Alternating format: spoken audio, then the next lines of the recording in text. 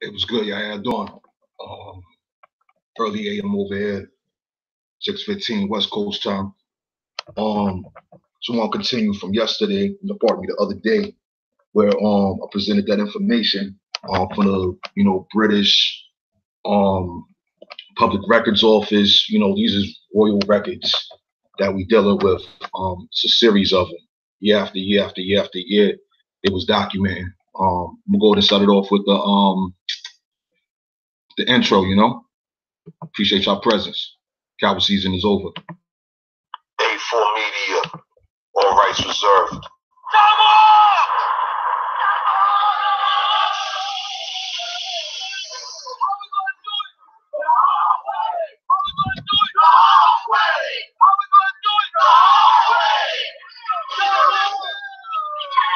Hello? What's up, girls? Ain't nothing. This nigga in here stressing, talking that old off the wall, back to Africa shit again. What? That guy body shit? Yeah, that dumb shit. I'm trying to get up out of here. I hear that. But you're not black. Remember, we only kill black people. Yeah, we only kill black people, right?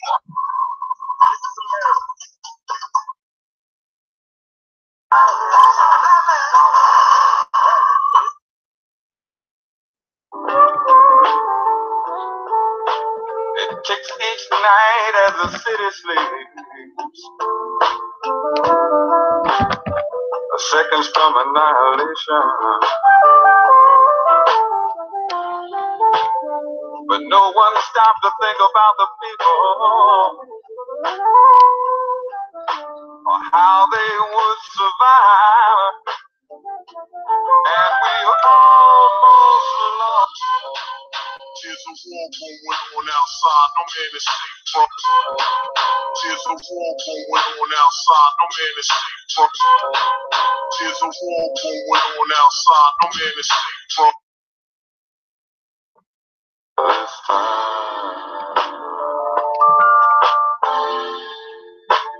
how will we ever get over? Losing our mind.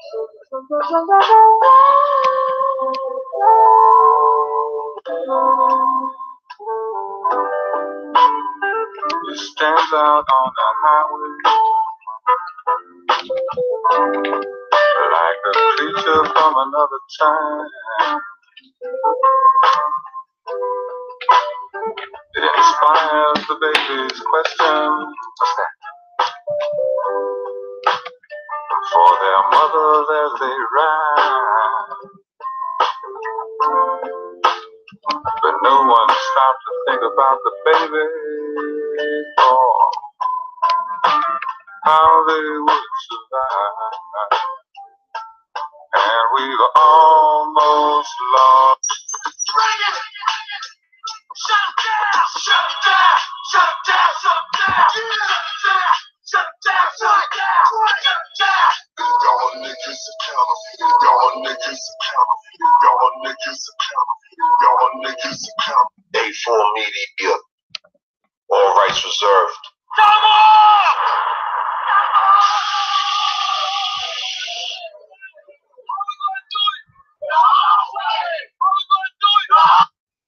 All right, that was some issue right there with the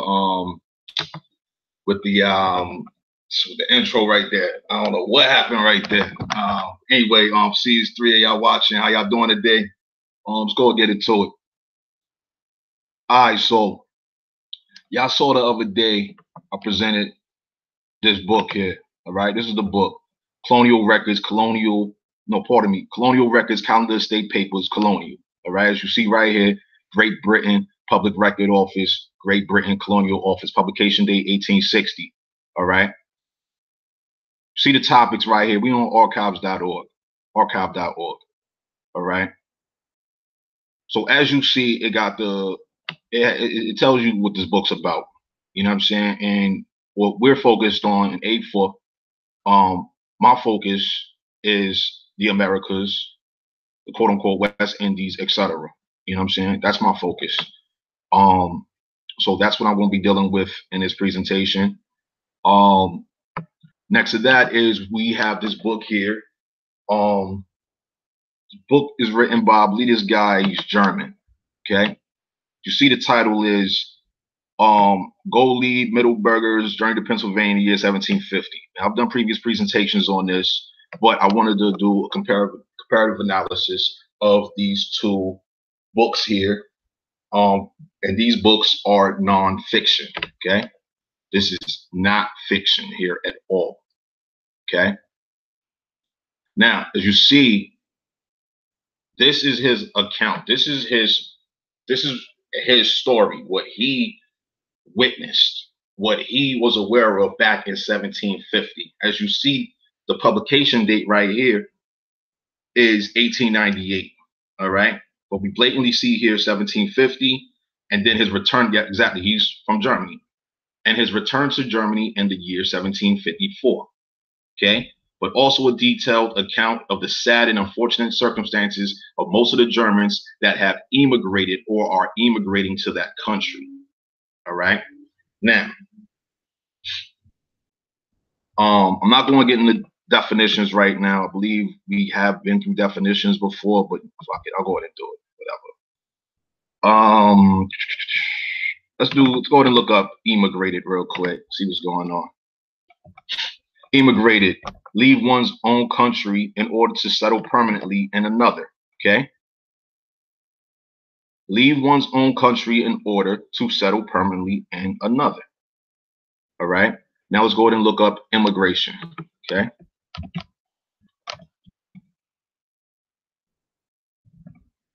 I'm gonna do immigration definition. Immigrated definition. Pardon. Immigrated.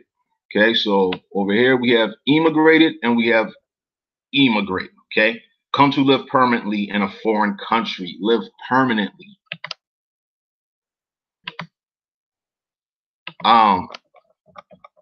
This is a problem to me. I'm not cool with that. I'm not cool with immigration. I'm not cool with immigrating. I mean, it's saying here, leave one's own country in order to settle permanently in another, immigrate to come to live permanently in a foreign country. This ties into colonization. Let me go ahead and pull up that definition as well.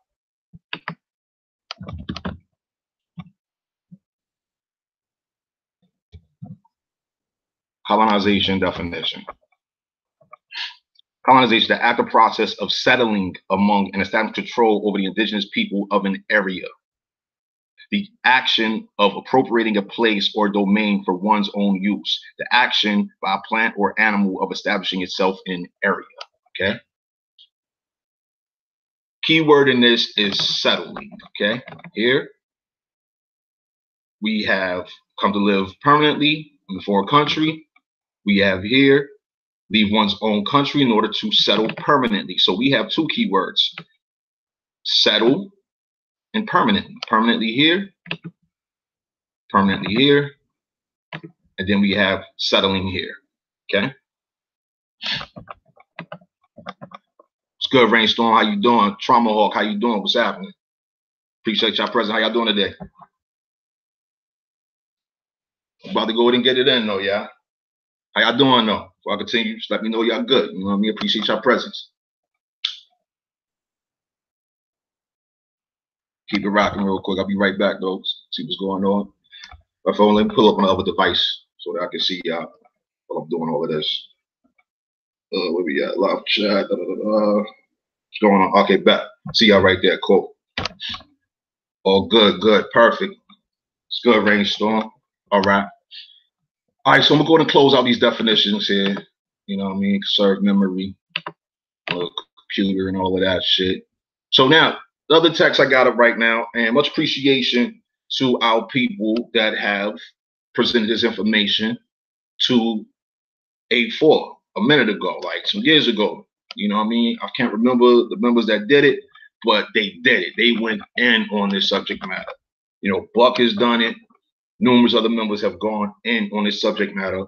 But what I want to do right now is show you the difference between nonfiction and fiction. Okay? I just broke my cigarette out there. All right, so this is the book I pulled up the other night. Okay? Now I want y'all to pay attention to key words in here. It's very, very key language that's being used here. Okay. All right, so I'm gonna locate it real quick. Pointed the word out the other day about man stealers. Okay. So now let's go ahead and read this real quick. Okay, I'm just going to go ahead and read it from the right side of the page right now. All right, the committee. Okay, so hold on. We're going to start over here. Okay, and a committee was appointed to consider the best ways of encouraging and furnishing people for the plantations. Remember, we're talking about the Americas right now. Okay, so yes, there were plantations, but who was on those plantations? This is what it's about, yeah.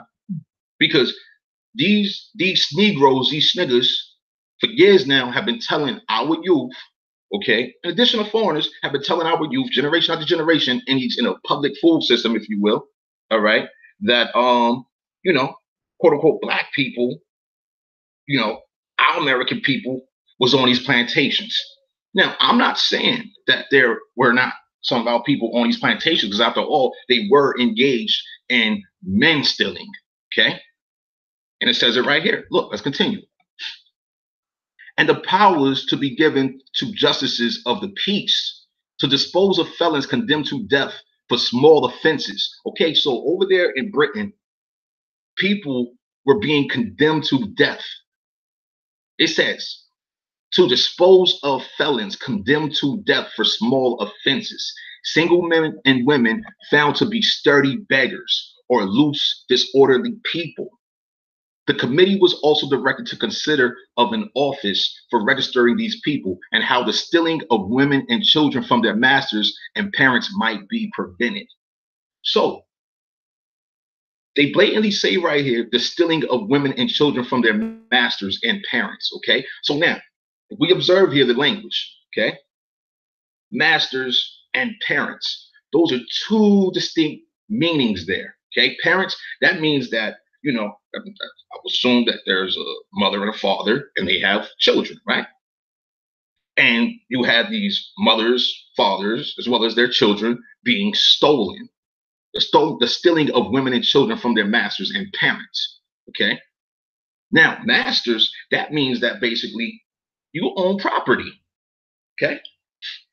Continuing, the mayor of Bristol petitioned the king for power to examine ships bound from that port to the plantations to see that service and passengers went of their own free will, for among those from all parts transported to the plantations as servants. The mayor declared that some were husbands who had forsaken their wives, others wives who had abandoned their husbands, some were children and apprentices run away from their parents and masters. Kidnapping, yes, rainstorm, exactly, kidnapping, okay? This is just the preface of the book right here. Just the preface right here, right? Now, while unwary and credulous persons were often tempted on board by men stealers, okay? Keyword right here, read it from the left right now. Were often tempted on board by men stealers, and many that had been pursued by hue and cry for robberies, burglaries, or breaking prison escaped. So we're talking, like, we've already shared this information. They literally was transporting criminals here, whether it was for small offenses or whatever. From small offenses, and these were people that were condemned to death that was sent to America. We don't share that information, and we have to keep this in mind. We got all these people talk about slavery and this, that, and the other, and you know, it's propaganda. Because this right here is nonfiction right here. Okay, the Lord Mayor and aldermen of London likewise petitioned the council to devise some course for the suppression of these evils. The wicked custom of seducing, or as it was popularly called, of spiriting away young people to go as servants to the plantations, was much resorted to and loudly complained of. A thriving trade was driven by these spirits, who by fraud or violence sent over servants and others to inhabit and the rapidly increasing plantations. What do we have?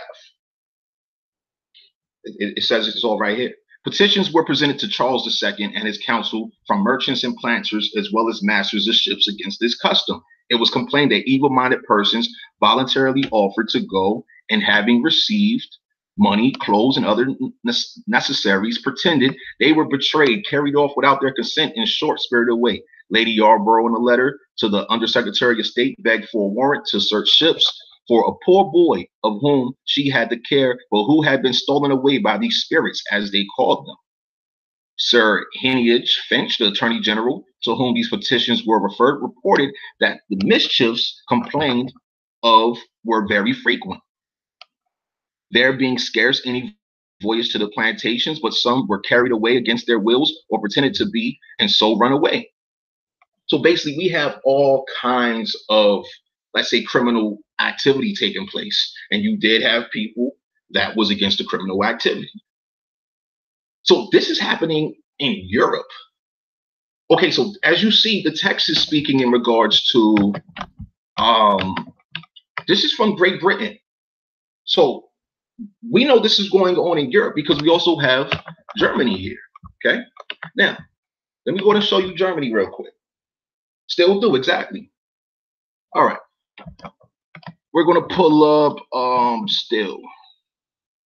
Matter of fact, thieves. They call them, in this book, I believe they call them men thieves. Let me see if I can locate that text. I know it's in the beginning.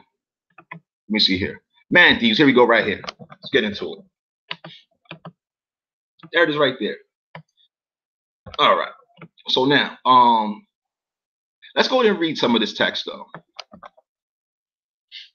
So now, who therefore wishes to earn his, I'm reading from the left right now. Who therefore wishes to earn his bread in a Christian and honest way and cannot earn it in his fatherland otherwise than by the work of his hands, let him do so in his own country and not in America, for he will not fare better in America. Oh, you hear this? This is 1750 right here, right? You will not fare better in America. However, hard he may be compelled to work in his fatherland, he will surely find it quite as hard, if not harder, in the new country.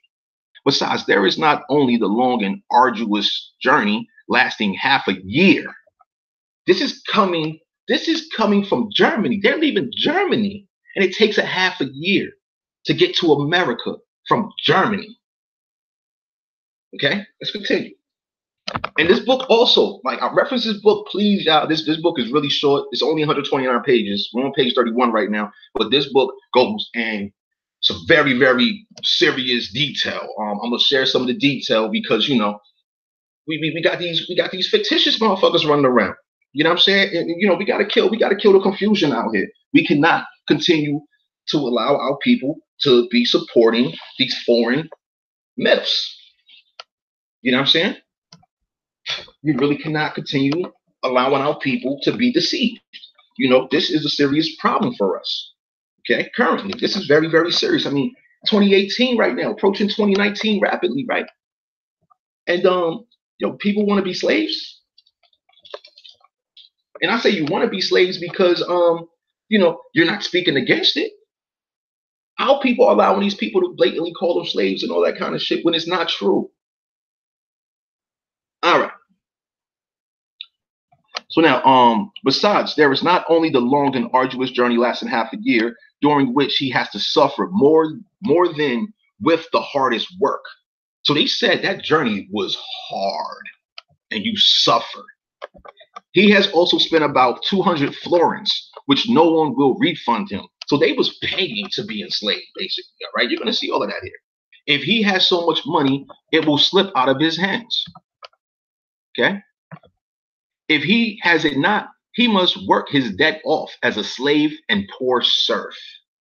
Okay. Therefore, let everyone stay in his own country and support himself and his family honestly. Besides, I say that those who suffer themselves to be persuaded and enticed away by the man thieves. Okay. What's good, Brandon Rogers? How you doing? By the man thieves are very foolish if they believe that roasted pigeons will fly into their mouths in America or Pennsylvania without their working for them. Okay? Roasted pigeons, y'all. Roasted pigeons. God damn. How miserably and wretchedly so many thousand German families have fared. So many thousand. So miserably and wretchedly they fared. Since they lost all their cash means in consequence of the long and tedious journey, two, because many of them died miserably and were thrown into the water. 3, because on account of their great poverty, most of these families, after reaching the land, are separated from each other and sold far away from each other, the young and the old. You hear this shit? And the status of all this is that parents must generally give away their minor children without receiving a compensation for them. Inasmuch as such children never see or meet their fathers, mothers, brothers, or sisters again. And as many of them are not raised in any Christian faith by the people to whom they are given. For they are many doctrines of faith and sex in Pennsylvania, which cannot all be enumerated because many a one will not confess to what faith he belongs. Wow, you hear that shit? Got all kinds of beliefs going on back in 1750 that the foreigners brought over here. All right, so I want to look for, okay, yeah, here we go. I think we getting, yeah, here we go. We getting some shit right now. Yeah, this book is crazy. All right.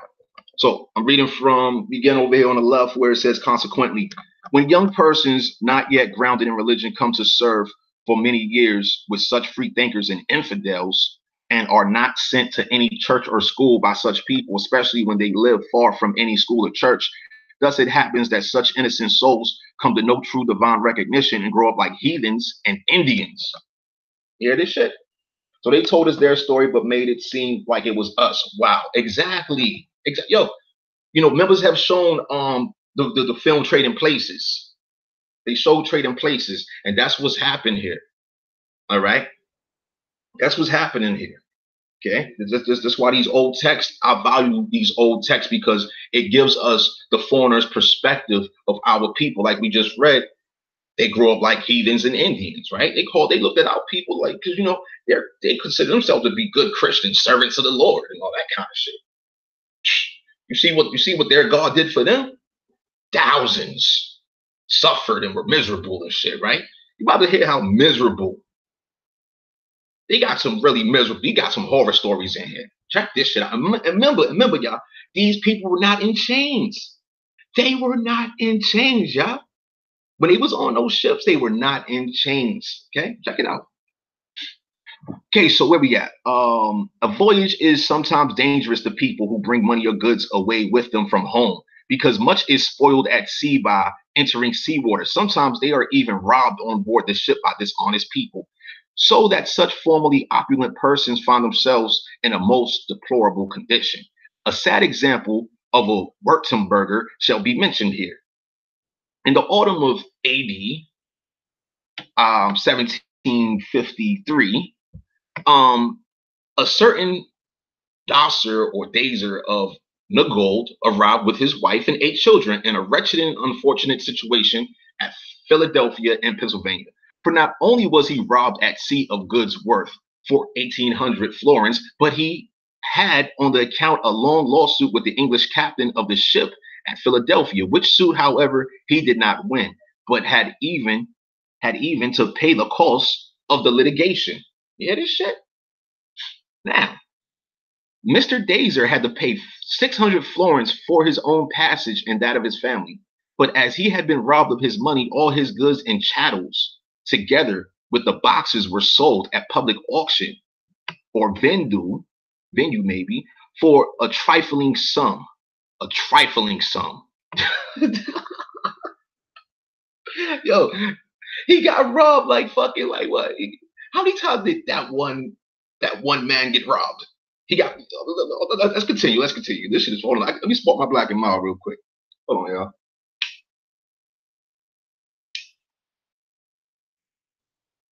All right. So for a trifling sum, so that he became more and more distressed with his family. Then, as he proceeded to borrow money to purchase a plantation, look at that shit. He wanted to borrow money so he could purchase a plantation. He was shamefully cheated by his creditor. Shamefully cheated by his creditor. Shamefully. You hear that shit? This is what the foreigners are doing to each other, yo. I mean, yo, how come they make a Roots series about this shit, right?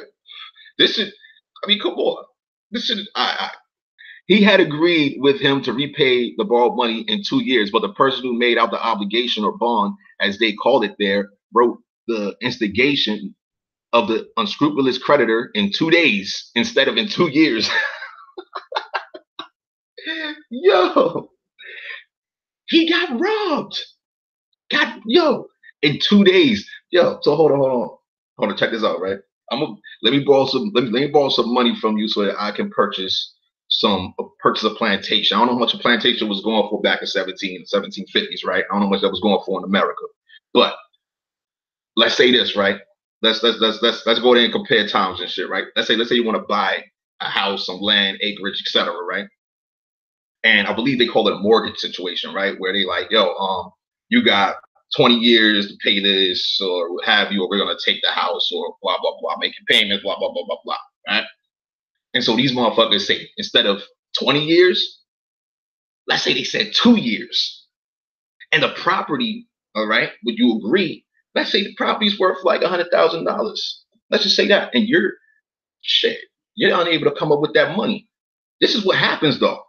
This is what happens. Look, Mr. Dazer signed this, never suspecting that he signed his own ruin because he did not understand English. Now, I want y'all to pay attention to that as well, because for our American people, a lot of us, although we spoke English at some point in time, back in the day, we wasn't reading and writing this shit. It took years. It took, I don't know how many generations. I mean, it took a long time before our people started reading and writing English. All right? Anyway, let's continue. The result was that as he did not repay the money in 2 days, he had not ever received the money, the time having expired in consequence of his own negligence and various idle pretenses of the creditor. All that he still called, continuing, mort equals death, gauge, mortgage. There you go. Death measure. Yep. There you go, Rainstorm. All right. Continuing back to the left side of the page. Called his own, was sold and even taken away from his body. He would even have been sent to prison or been compelled to sell his children had he not been saved by my intercession by Captain von Diemer, who always had a kind and tender regard for Germans. Okay. Said Captain von Diemer provided Mr. Dazer and his family for mercy's sake until the end of his litigation with victuals, money, beds, and shelter, at the same time giving security for him so that Mr. Dazer remained free from the debtor's prison. Debtor's prison, y'all. Yo, keep that in mind, because we got people being locked up right now for imaginary debt. It's happening right now. God just told me a couple weeks ago, and I was like, get the fuck out of here. Snatched them for like damn near a fucking year for some fake ass fucking debt, man. All right. Where we at? Before my departure, Captain von Diemer promised Mr. Dazer and me with hand and mouth, as long as he lived, he would help provide for the Dazer family and their needs. Mr. Dazer dined with us 8 weeks and slept with me, but his many sad reverses had made him quite desponding and half crazy. He lost his fucking mind. I mean, that's some shit to make you lose your fucking mind. You lost everything. And motherfuckers don't give a fuck. And he was fortunate enough to have 2 motherfuckers that actually cared for this man. You see what I'm saying? Shortly before my departure, his 2 oldest daughters and his oldest son were compelled to bind themselves in writing to serve 3 years each. So his 2 oldest daughters and his oldest son became servants for 3 years each. That's crazy. I avail myself of this opportunity to relate a few remarkable and most disastrous cases of shipwrecks. Now we get into some shit right here. These are shipwrecks. Remember, we just read that it takes about a year to get here from Germany, right? To get to Pennsylvania, Philadelphia from Germany. It takes about a year. And so now we're talking about shipwrecks like a motherfucker. They was wrecking. And motherfuckers talking about they navigators and shit like that. How the fuck is you crash your ship if you were such a great goddamn navigator? And we're talking about the Northern Atlantic, all right? Buck has already gone in on the Southern Atlantic, all right? That shit is that much more crazy. The water in the North is supposed to be cooler than the water in the South. You know what I'm saying? But let's go ahead. Let's continue real quick.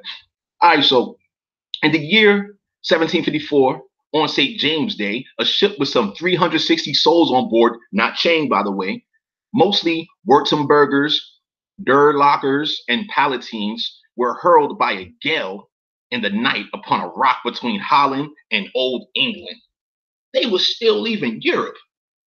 It received 3 shocks. So a gale apparently is a storm. Let's go ahead and look up a gale real quick. Gale definition right there. Gale definition. A very strong wind. It's a very strong wind. So a gale, a very strong wind. All right. In the night, the ship was hurled. At nighttime, it received 3 shocks. So 3 very strong wind. Where the Moors come in, oh, the Moors come in later. The Moors come in, they reference them as blackamoors in this book. And it says, pertaining to the blackamoors, that they are married in the English fashion. What I recall about the English fashion is fornication of the consent of king. So therefore, I'm going to fuck your wife before you get to fuck your wife. I'm going to consummate your marriage. That's the English fashion from what I understand. All right. Boy, that's what my black and mild again. It received 3 shocks, each accompanied by a tremendous crash. Okay. And finally, it split lengthwise asunder at the bottom so that the water entered, which rose so fast that the ship began to sink early in the morning. At the last extremity, when the people endeavored to save themselves, 63 persons sprang into a boat. But as this boat was too overburdened, another person reached it by swimming, holding persistently onto it. It was not possible to drive him away until they chopped his hands off when he went down. They had to cut his hands off. Another person, in order to save himself, jumped on a barrel which had fallen out of the large ship, but which immediately capsized and sank with him. But the passengers in the large ship held on partly to the rigging, partly to the mast. Many of them stood deep in the water, beat their hands together above their heads, and raised an indescribably piteous hue and cry. As the boat steered away, its occupants saw the large ship with 300 souls on board sink to the bottom before their eyes. But the merciful God sent those who had saved themselves in a boat, an English ship that had been sailing near, and which took the poor shipwrecks on board and brought them back to the land. This great disaster would never have been known in Germany if the ship had gone down during the night with all its human freight on board. The following fatal voyage, where all the passengers, okay, here we go. So yeah. Basically, like I said, I'm doing nonfiction versus fiction, okay? Because as we see here, this book by Harold Courtlander, The African, okay, published in 1967, as you see right here, the genre is fiction. And then we have here the lawsuit. Roots plagiarism, suit is settled. This is December 15th, 1978, page 1, New York Times. Okay? Like I said, much appreciation to our A4 people that done shared this great information. All right? Appreciate y'all. So now, as we see blatantly right here, the settlement ended the 6-week trial of a suit by Harold Courtlander, a 70-year-old author from Bethesda, Maryland, who contended there were substantial similarities between Roots and his own earlier novel, The African. He sued in federal district court in Manhattan for more than half the profits of Roots. Plagiarism. So, yo, that's Jabari's favorite book. Who's Jabari? Yo, Kiowa, how you doing? Who's Jabari? I don't know Jabari. I don't know who that is. But yeah, as we see, fiction. No, hold on, my bad. This is nonfiction. What I'm reading, what I'm sharing with y'all right now, this is nonfiction. I've never read The African. I don't give a fuck about that book. I don't fuck with fiction. You know what I'm saying? But this is nonfiction versus fiction. And so I was showing y'all earlier how we have the blatant terminology of man stealers and man thieves. This is the English language here. Oh, word? Sonetta Baby Boule history teacher? Hold on. What's his favorite book? The African's his favorite book? Hold on. The African is that guy's favorite book? Sonetta's Baby Boule history teacher? You serious? Oh, man. Nah. That's horrible. That's horrible, yo. His master teacher. My bad. His history teacher. That's what I'm saying. How can people trust these motherfuckers, man? Yeah, Sign Never, Sign Never, Sign Never. That's right, Sign Never. Roots. Oh, Roots is, man, here we go. That's what I'm saying, man. Yo, we gotta assist our people with being aware of what's fictitious versus what's non-fictitious. We're dealing with some really, really crazy non-fictitious shit every day out here. You know what I'm saying? And we cannot be supporting these fictions, man. Especially paying for that shit. Sign Never. Sad nigga TV, right? Sad nigga TV. Hey, yo. Yeah, man. Yeah, here we go, man. I appreciate y'all, man. This shit's hilarious. God damn, yo, thank you for making me laugh. Sign Never on sad nigga TV, right? God damn. All right, so hold on. All right, so where we at? Oh yeah, here we go. Now listen, y'all. This book, I love this book, yo. I presented this book a minute ago. Please read this shit, yo. This book is, I think I posted it the A4 Book Club on Facebook. You know what I mean? Some other good information there. But this shit right here slaughters the fuck out this bullshit goddamn slave story about motherfuckers being in chains and this, that, and fuck another, coming from wherever, because these people were not in chains at all. And listen how they were suffering. All right. Passengers were Germans, has probably not become known in Germany at all. In the year 1752, a ship arrived at Philadelphia, which was fully 6 months at sea from Holland to Philadelphia. 6 months. So earlier we was reading, okay, Rank, so on Facebook. All right, so good. It's a public group, so like, if you was to go on there, you know what I'm saying, you might be able to see what have you. But basically, a lot of the books, as you see, I present in different media. Like, I presented this book when I was dealing with the A4 Media Blog Talk situation. So like, yeah, I try to provide just good information. You know what I mean? I do what I can when I can. You know what I mean? I definitely want to get some more people that's interested in real literature to participate. You know what I'm saying? I mean, we got a lot of people, but we definitely gotta, do some book reviews. You feel me? Like, like, why not? You know what I'm saying? You ain't gotta go to college to do a book review. You know what I'm saying? Where you go, just type in, run a search for Facebook, put a space after that, and type in A4, letter A, the number 4, and then book club. There's a like page. There's also a group page. The like page, it has some old books on it.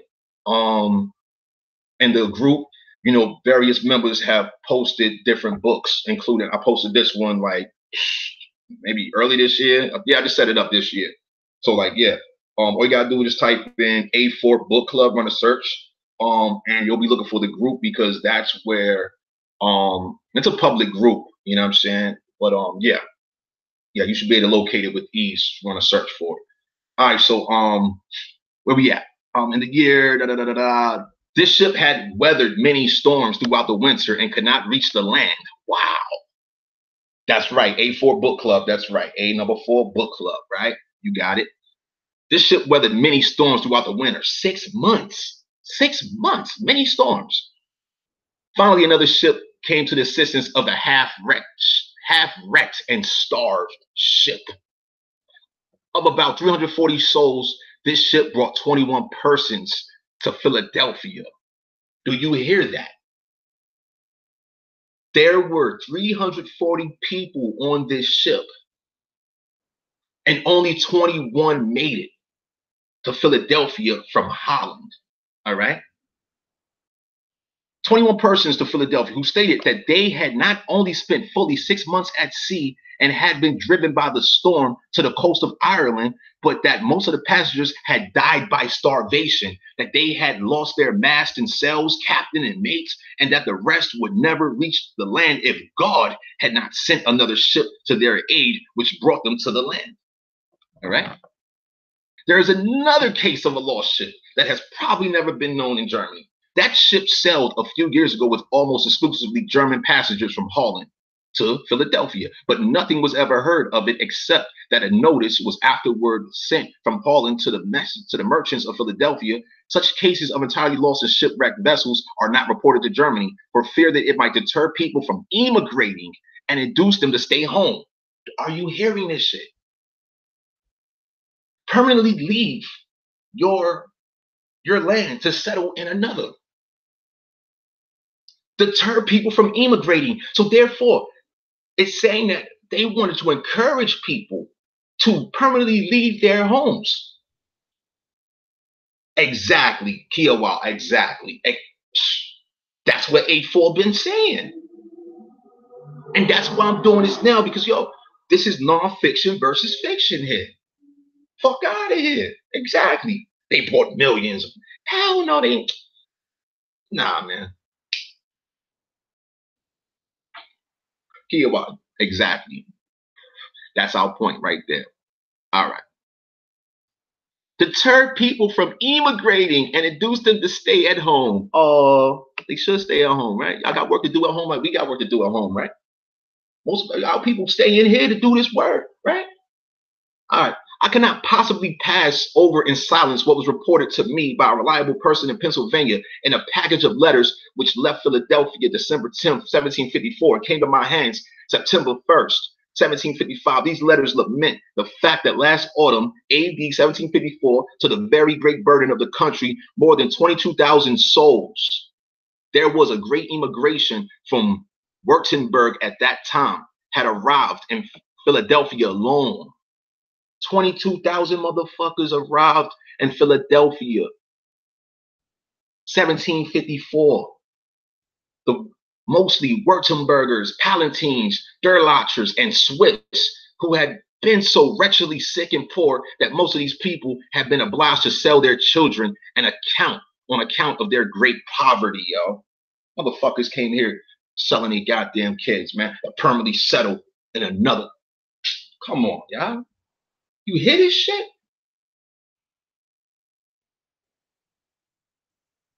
That's just fucking horrible, right? Selling your kids, right? And yo, fast forward, we got people selling their kids for fucking drugs, right? Come on, man. All right. The country, so the letter state, had been seriously molested by this great mass of people, especially by the many sick people, many of whom were still daily filling the graves. Daily filling the graves. So motherfuckers came here to get buried? Are you fucking kidding? How the fuck does that sound, yo? They ain't got no pity on us. The fuck kind of shit is this here, man? Motherfuckers come here, make claims to our shit, want to exclude us from our shit, want to claim our shit, right? All right. I'm not going to deal with that one right now. All right. So long as I was there, from 20 to 24 ships with passengers arrived at Philadelphia alone every autumn, which amounted in 4 years to more than 25,000 souls. So in 4 years, we got more than 25,000 people coming from Germany alone, right?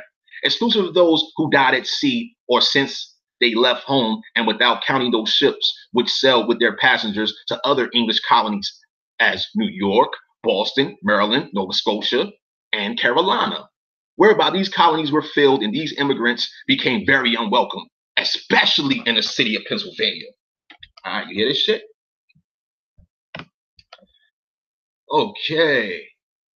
So many people immigrate to America, and particularly to Pennsylvania, is due to the deceptions, persuasions practiced by the so-called Newlanders. Here we go. Let's get into the shit now, y'all. Back to the man thieves. Remember, over here in this book, it says, where did it say that? God damn it. God motherfucking damn it. Oh, that's crazy. Okay, spirited away, evil-minded, begged. Where the fuck is the word? Okay, so in this book, in this book, you saw the key text, key word in here that said man. There it is, right there at the very top. Men stealers. So we have men stealers in this book, right? This is royal. This is a royal fucking document here. This comes directly from the British Office of Public Records. Okay. Then we have this book, which calls them man thieves. The terms are synonymous, right? The terms are synonymous. Let's go ahead and continue though. So these Newlanders, persuasions, deceptions, and persuasions practiced by the so-called Newlanders, these men thieves, inveigle people of every rank and profession among the many soldiers, scholars, artists, and mechanics. They rob the princes and lords of their subjects and take them to Rotterdam or Amsterdam to be sold there. Are you hearing this shit?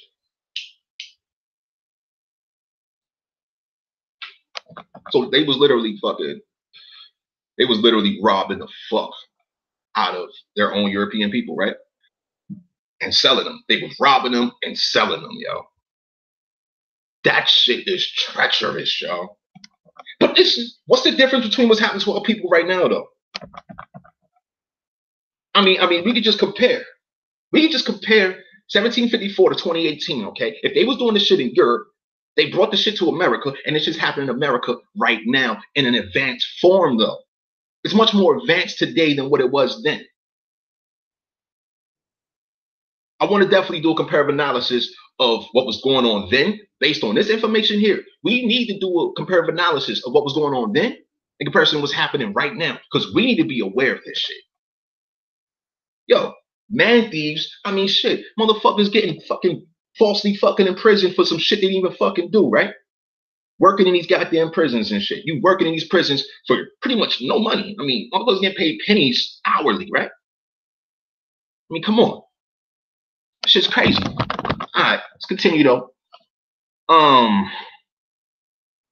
They receive from their merchants for every person of 10 years and over. Look at that, 10 years. A person 10 years old. They were selling kids like a motherfucker. Like, yo, I got more information about that shit as well. 3 florins.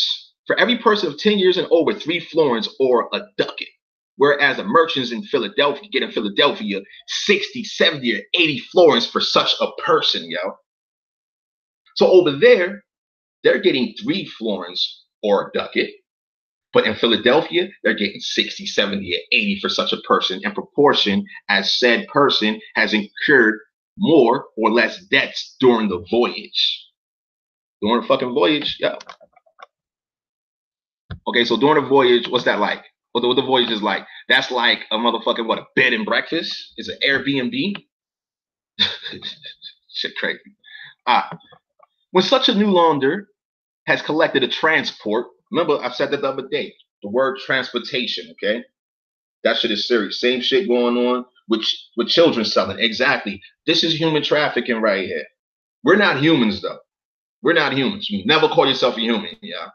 That shit means, it says, if you look in Ballantyne's law, 1933, I believe it is, all right, it says blatantly, human refer to monster. So you refer to monster in the same dictionary. Monster, it says a lesser animal.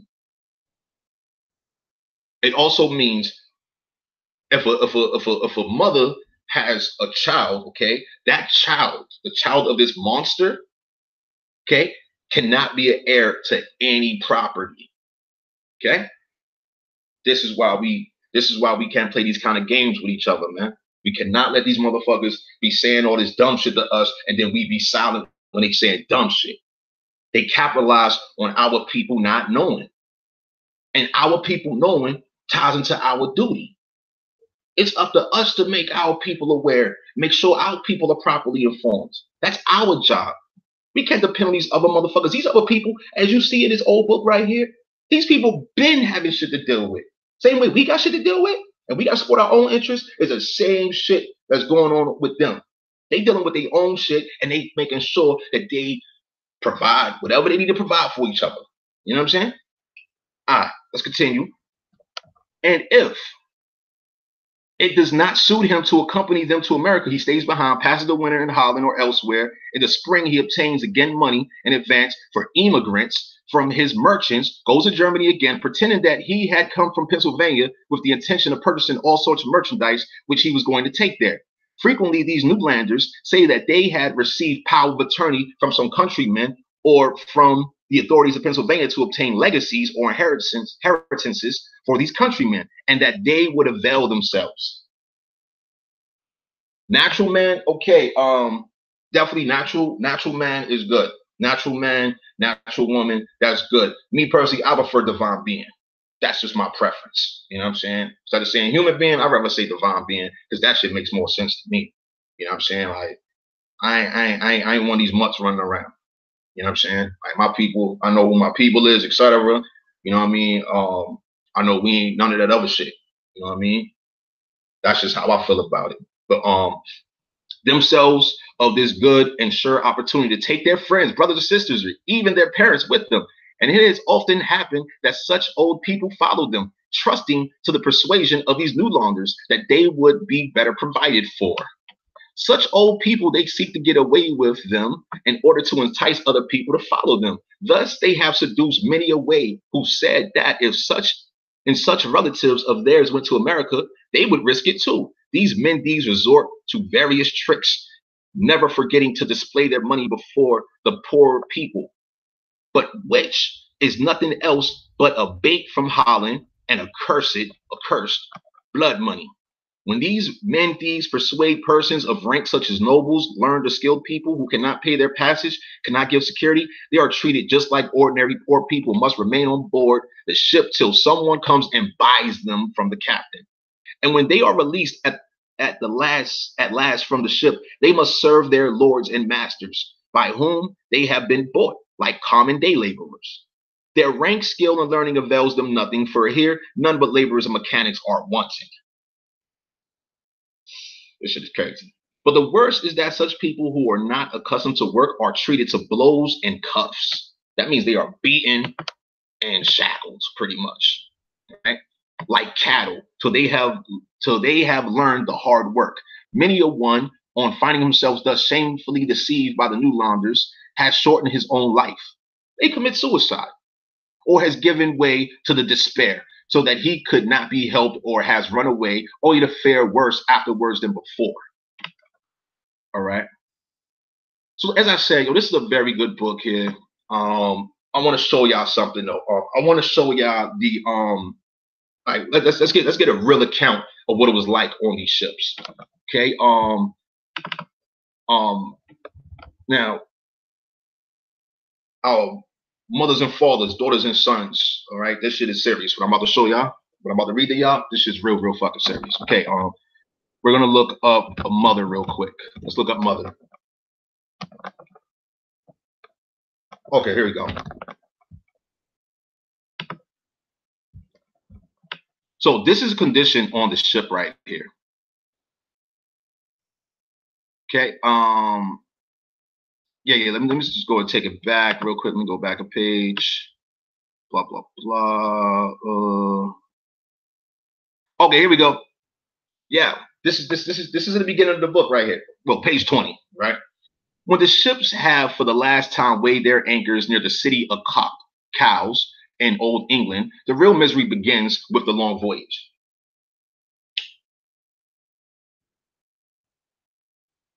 It said the real misery begins, yo. That's crazy. That's a hell of a way to write a sentence. Like, you know what I mean? Let me drink some of this water real quick. This shit, hey, brace yourselves, y'all. Because these motherfuckers want to talk about, yeah, motherfuckers traveled 100,000 miles as slaves, and, we Africans, right? All right. You like that story? Yeah, my ancestors was in chains, shitting and pissing and doing all kinds of things. Hold on, no. I'm about to read this shit to y'all. This is what was going on in the Northern Atlantic. All right. This is what the Europeans, the Caucasians, was doing to each other. This is what they was doing to each other. These are the conditions in which they allowed their very own European people to experience back then. Okay, let's get into it. For from there, the ships, unless they had good wind, must often sail 8, 9, 10 to 12 weeks before they reach Philadelphia. We're talking about having a good wind. Okay. But even with the best wind, the voyage lasts 7 weeks. So a minute ago, we saw 6 months, right? So was there a difference of weeks back then to what it is for a week today? I don't know. I haven't gotten to that math yet. But we just read earlier, later on in the book, it was talking about a year. 6 months to a year average from Germany to Philadelphia, right? So I don't know. I'm not a geographer. I haven't gotten to all of that shit. I ain't about to tell y'all that I'm a teacher, I'm this and I'm that. I ain't going to tell y'all all that bullshit. Let's continue though. But during the voyage, there is on board these ships terrible misery, stench, fumes, horror, vomiting, many kinds of seasickness, fever, dysentery, headache, heat, constipation, boils, scurvy, cancer, mouth rot, and the like. all of which come from old and sharply salted food and meat, also from very bad and foul water, so that many die miserably. So hold on. These people were eating slop, but they was eating some fucking rotten shit though, right? Look. And they're supposed to be in better conditions, right? Like it's supposed to be like they're not in chains. They have their possessions. They're getting robbed of their possessions while on these ships and all of that shit. But anyway, let's continue. Add to this want of provisions, hunger, thirst, frost, heat, dampness, anxiety, want, afflictions, and lamentations, together with other trouble, as the lice abound so frightfully. They had fucking lice out this motherfucker. What? God damn. Lice abound so frightfully, especially on sick people, that they can be scraped off the body. Oh yeah. There's a story. Yo, in this book, there's a story, all right, about some French soldiers who pretty much went AWOL. They went AWOL and shit.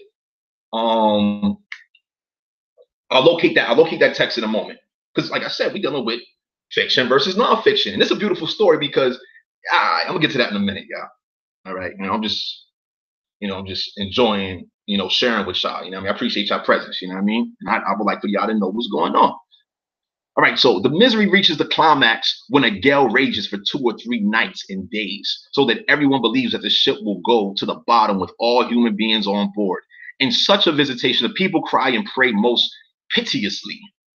When in such a gale, the sea rages and surges, so that the waves rise often like high mountains. The waves rise like high mountains, yo. Like, what the fuck kind of shit is that? Oh yeah, yo, yo, cannibalism, yo. I don't know if y'all saw the presentation about Jamestown. That's right, yo, yes, yo. And motherfuckers want to be mixing with cannibals and shit. But see, it's not cannibalism when you eat your own, though, right?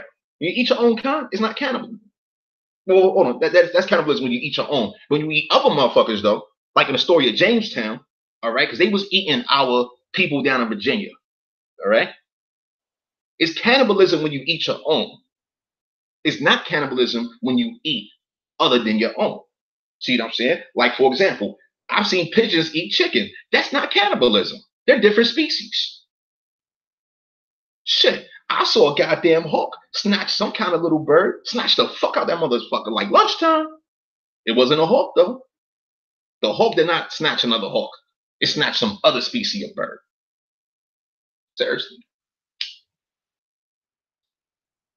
Shit is crazy. All right, mountains one above the other and often tumble over the ship, so that one fears to go down with the ship when the ship is constantly tossed from side to side by the storm and waves. All right, so we're talking about how crazy the soccer team. What soccer team? You seen a deer eat a bird? Damn, I thought deers were herbivores. But yo, Rainstorm, what soccer team are you talking about? Hold on, that's crazy right there. God damn. All right, so I myself had to pass through a severe illness at sea, and best know how I felt at the time. These poor people often long for consolation, and I often entertained and comforted them with singing, praying, and exhorting. And whenever it was possible and the winds and waves permitted it, I kept daily prayer meetings with them on deck. Besides, I baptized 5 children in distress because we had no ordained minister on board. I also held divine service every Sunday by reading sermons to the people, and when the dead were sunk in the water, I commended them and our souls to the mercy of God. They made a movie about it. Hold on, what's the name of the movie? I need to see this shit. Oh, can you type in the name of the movie? I'm curious. Oh, this should sound crazy right now. All right, so among the healthy, impatient sometimes grows so great and cruel that one curses the other or himself in the day of his birth, and sometimes come near killing each other. Yo, these motherfuckers didn't give a fuck. This is a part of social engineering here too, by the way, y'all. This is an aspect of social engineering. The New Launders, what the New Launders was doing, what their government was allowing them to do. I mean, there was complaints. We see here that there was complaints. So it was known. It was known what was going on. And it's not much different than what's going on today. There are still forms of slavery. Like, I'm talking about real, not forms, but like it's pretty much some goddamn slavery. It's just advanced, though, taking place right here in America. So they went mad wild on these trips. Yo, they lost their motherfucking minds. Hold on, nah, we about to shit. Yo, we about to get into some shit. That's why I located this text pertaining to the mother. Check this shit out. This is, yeah, I was going to read it. It came out in the 70s. Then they remade it not too long ago about them crashing in the mountains. Yeah, man. Yeah, I need to locate that movie about that soccer team. I'm curious to see what that shit's about. All right, so what we got? And mothers join each other so that they cheat and rob one another. They cheat and they rob each other. One always reproaches the other with having persuaded him to undertake the journey. Frequently, children cry out against their parents, husbands against their wives, and wives against their husbands, brothers and sisters, friends and acquaintances against each other, but most against the soul traffickers. The soul traffickers. Remember over here in this text, they're talking about spirits. They're over here talking about a wicked custom of spiriting away young people to go as servants to the plantations. I mean, this is why we have to, inform each other. We have to go through these old texts. These shits is old. This shit is free. Reading these texts, this shit is way better than any of these fucking bullshit, fictitious ass productions they be coming out with. This shit is non-fucking fiction. Let me get, I don't know if y'all like horror stories. I mean, I like horror movies and shit like that. You know what I mean? Like, good ones and shit. Joints that actually, like, wow, that's some shit right there. You know what I mean? But like, this shit right here, this some shit right here. I'm about to show y'all right now. Many sigh and cry, oh, that I were at home again, and if I had to lie in my pigsty. Do you hear this shit? Lie in my pigsty. Yeah, fuck college. That's right, man. College, man. I gotta come up with a name for college, man. It was like, college foul as fuck, That shit is foul. When I was in college, I call that shit, I recognize this is just a part of the economic fabric. I mean, come on, we got how many thousands of people every semester in debt? Your fucking life has been altered and you didn't learn shit. Motherfuckers ain't learned nothing. You ain't learned how to fucking survive in this motherfucking real world, right? God damn, that shit is crazy. Or they say, oh God, if I only had a piece of good bread or a good fresh drop of water. Many people whimper, sigh, and cry piteously for their homes. Most of them get homesick. Many hundred people necessarily die and perish in such misery and must be cast into the sea. I'm gonna read your comment in 1 minute. I want to read this shit to you real quick, This shit is crazy. This shit is wild right here. This shit wild as fuck. Where we got? Okay, here we go. Many hundred people necessarily die and perish in such misery and must be cast into the sea, which drives their relatives or those who persuaded them to undertake the journey to such despair that it is almost impossible to pacify and console them. So hold on. Now, the key word here is despair. Despair. What does despair mean? I need y'all to see that shit. Despair. Despair. Come on, computer. Thank you. Despair definition. Despair, the complete loss or absence of hope. Distress, anguish. Okay, now that's reminding me of the black definition too, though, right? The synonyms, at least. The synonyms. You know what I'm saying? Because these motherfuckers. Black definition. Black. We're gonna look at the synonyms real quick. Verb. You motherfuckers full of shizit. Blah, blah, blah, blah, blah. Okay, here we go. Of a period of time or situation characterized by tragic or disastrous events causing despair or pessimism. Okay? Now, this is why we don't fuck with the word black. Because it's not even a real, it doesn't define it's not your color. You're not black. And so if you call somebody black, what are you really saying? There is more negative on this shit than positive. Okay, so you're not the color, you're not the noun. Remember, a noun is a person, place, a thing. A verb is an action word. Okay? So this is why we have to stop fucking lying to each other. We got to stop letting these people lie to us, man. Anytime a motherfucker lie to you, hands down, I've been encouraging this shit for years now.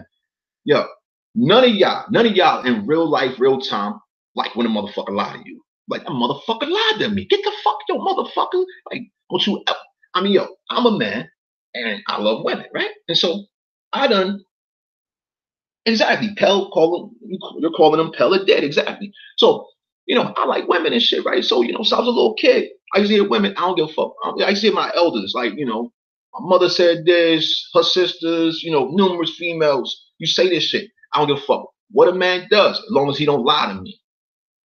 Yo, we gotta maintain those universal goddamn standards, man. I don't give a fuck what you do. Just don't fucking lie to me. Tell me the motherfucking truth. I don't give a fuck how much this shit hurts. Tell me the motherfucking truth, man.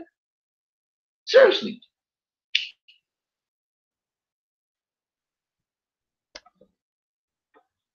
This shit is crazy. This shit is fucking crazy, man. Like, and you know, these are the word games motherfuckers is playing.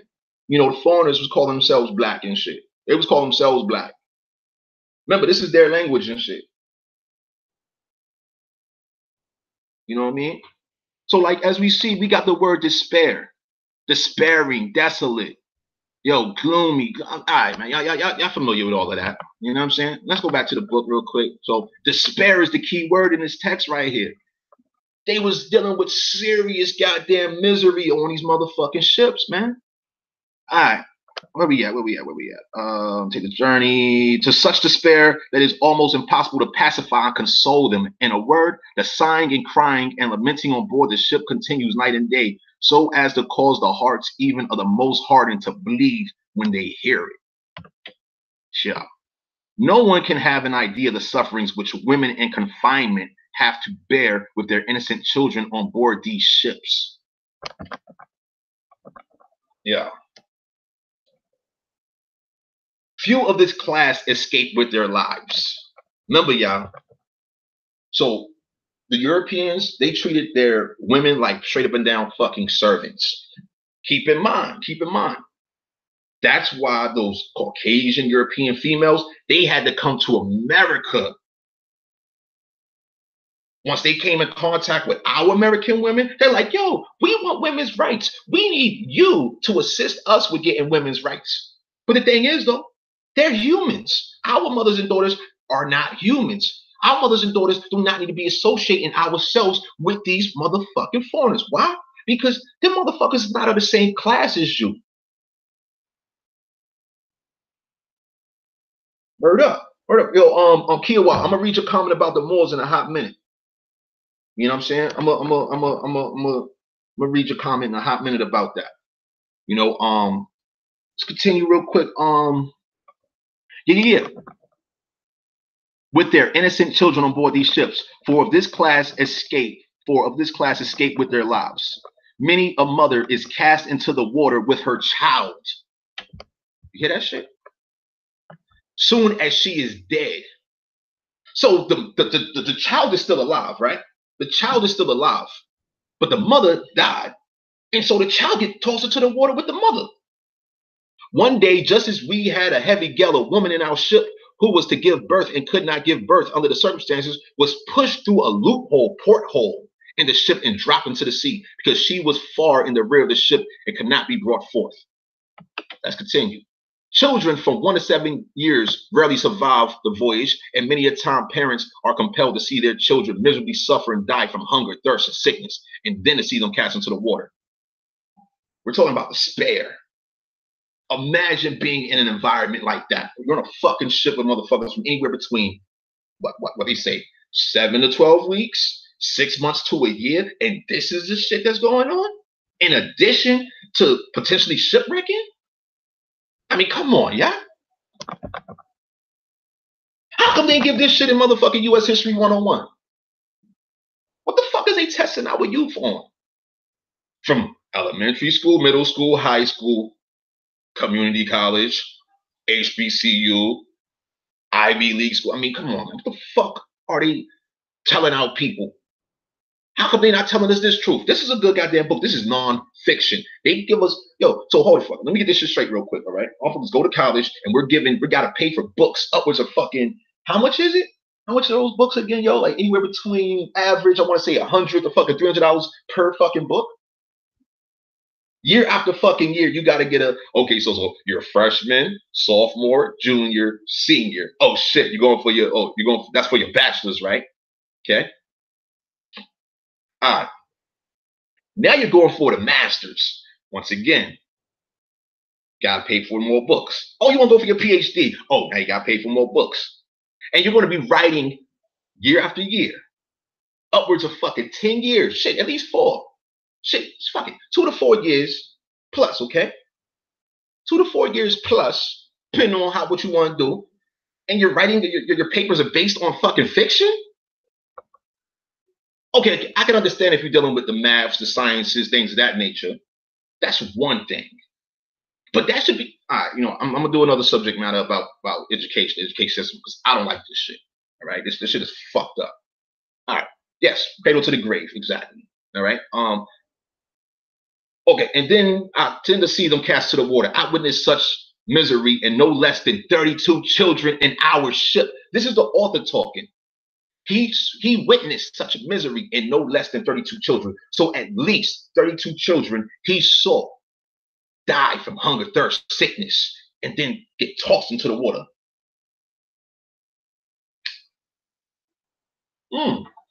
Kiowa, that's a great point. I don't know if you know this though. Do you know that if you wanted to be a doctor, right, you would just go to Hindustan, aka India, right? Bharat, you can go over there. 2 years. 2 years. Okay? Shit, you can fuck around and even go to Cuba. All right? Because I heard Cuba's medical program, that shit is superb. But I've heard directly from doctors, if you will, all right, medical practitioners and shit, that in Hindustan, Bharat, aka India, 2 years, and then all you gotta do is come here and take a fucking test. Take your test, get your certification, get your medical license, whatever, and now you're a fucking doctor.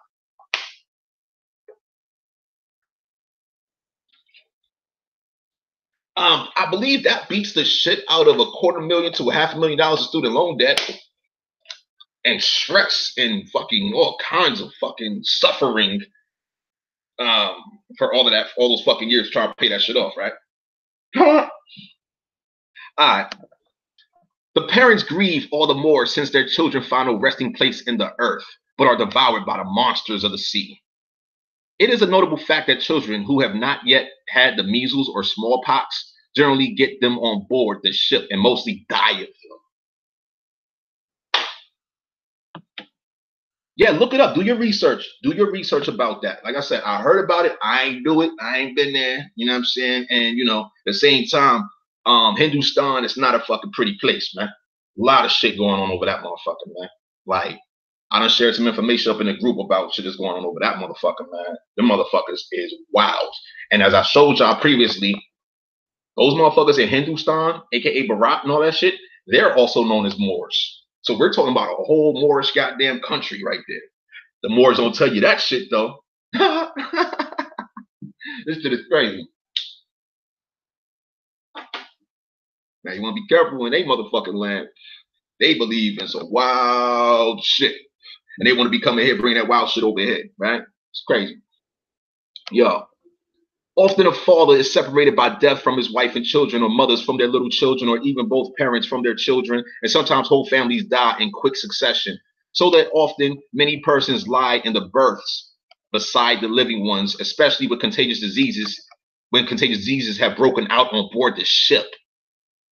Yo, come the fuck on, man. Like, I mean, these motherfuckers done told us for generation after generation, right? Straight goddamn fiction. And here it is, we got some nonfiction, right? You like nonfiction? Here you go. Many other accidents happen on board these ships, especially by falling, whereby people are often often made cripples and can never be set right again. So have also fallen into the sea. Some have also fallen into the motherfucking sea. Goddamn. That most of the people get sick is not surprising because in addition to all other trials and hardships, warm food is served only 3 times a week. The rations being very poor and very little, such meals can hardly be eaten on account of being so unclean. The water which is served out on the ships is often very black. Yo, drinking black water? Listen, because now they're about to talk about the food. And mind you, they wasn't given the roots kind of slop, all all those bullshit fictitious ass slave films and shit, right? That's not true. That's good. That's good. You're doing the affidavit of truth. Very good. Continue here. Such meals can hardly be eaten. The water's very black, thick and full. They drinking black water with worms in that shit. It's full of. How the fuck you drinking water with worms in that shit though, yo? So that one cannot drink it without loathing, even with the greatest thirst, yo. Oh my fucking goodness. Oh, surely one would often give much money at sea for a good piece of bread, or drink of good water, not to say a drink of good wine, if it were only to be had. I myself experienced that sufficiently, I'm sorry to say. Toward the end, we were compelled to eat the ship's biscuit, which had been spoiled long ago. Though in a whole biscuit, there was scarcely a piece the size of $1. This is a biscuit. That's not the size of $1. We're talking about the size of a coin. All right, hold on. Let me continue reading. This shit is nasty. There's some nasty shit right here, yo. Right then. In a whole biscuit, there was scarcely a piece the size of $1 that had not been full of red worms and spiders' nest, yo. Great hunger and thirst force us to eat and drink everything, but many a one does so at the risk of his life. The seawater cannot be drunk because it is salt and bitter as gall. If this were not so much, such a voyage could be made with less expense and without so many hardships. All right. Now let's go ahead and fast forward to when they get to Pennsylvania. When the ships have landed at Philadelphia after their long voyage, no one is permitted to leave them except those who pay for their passage or can give good security. The others who cannot pay must remain on board the ships till they are purchased and are released from the ships by their purchasers. The sick always fare the worst, for the healthy are naturally preferred and purchased first, and so the sick and wretched must often remain on board in front of the city for 2 or 3 weeks and frequently die, whereas many a one, if he could pay his debt and were permitted to leave the ship immediately, might recover and remain alive. Before I describe how this traffic in human flesh is conducted, I must mention how much the journey to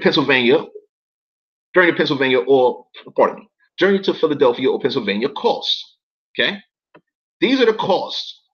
A person over 10 years pays the passage from Rotterdam to Philadelphia 10 pounds or 60 florins. Children from 5 to 10 years pay half price, 5 pounds or 30 florins. All children under 5 years are free. Okay. For these prices, the passengers are conveyed to Philadelphia, and as long as they are at sea, provided with food, though with very poor, as has been shown above.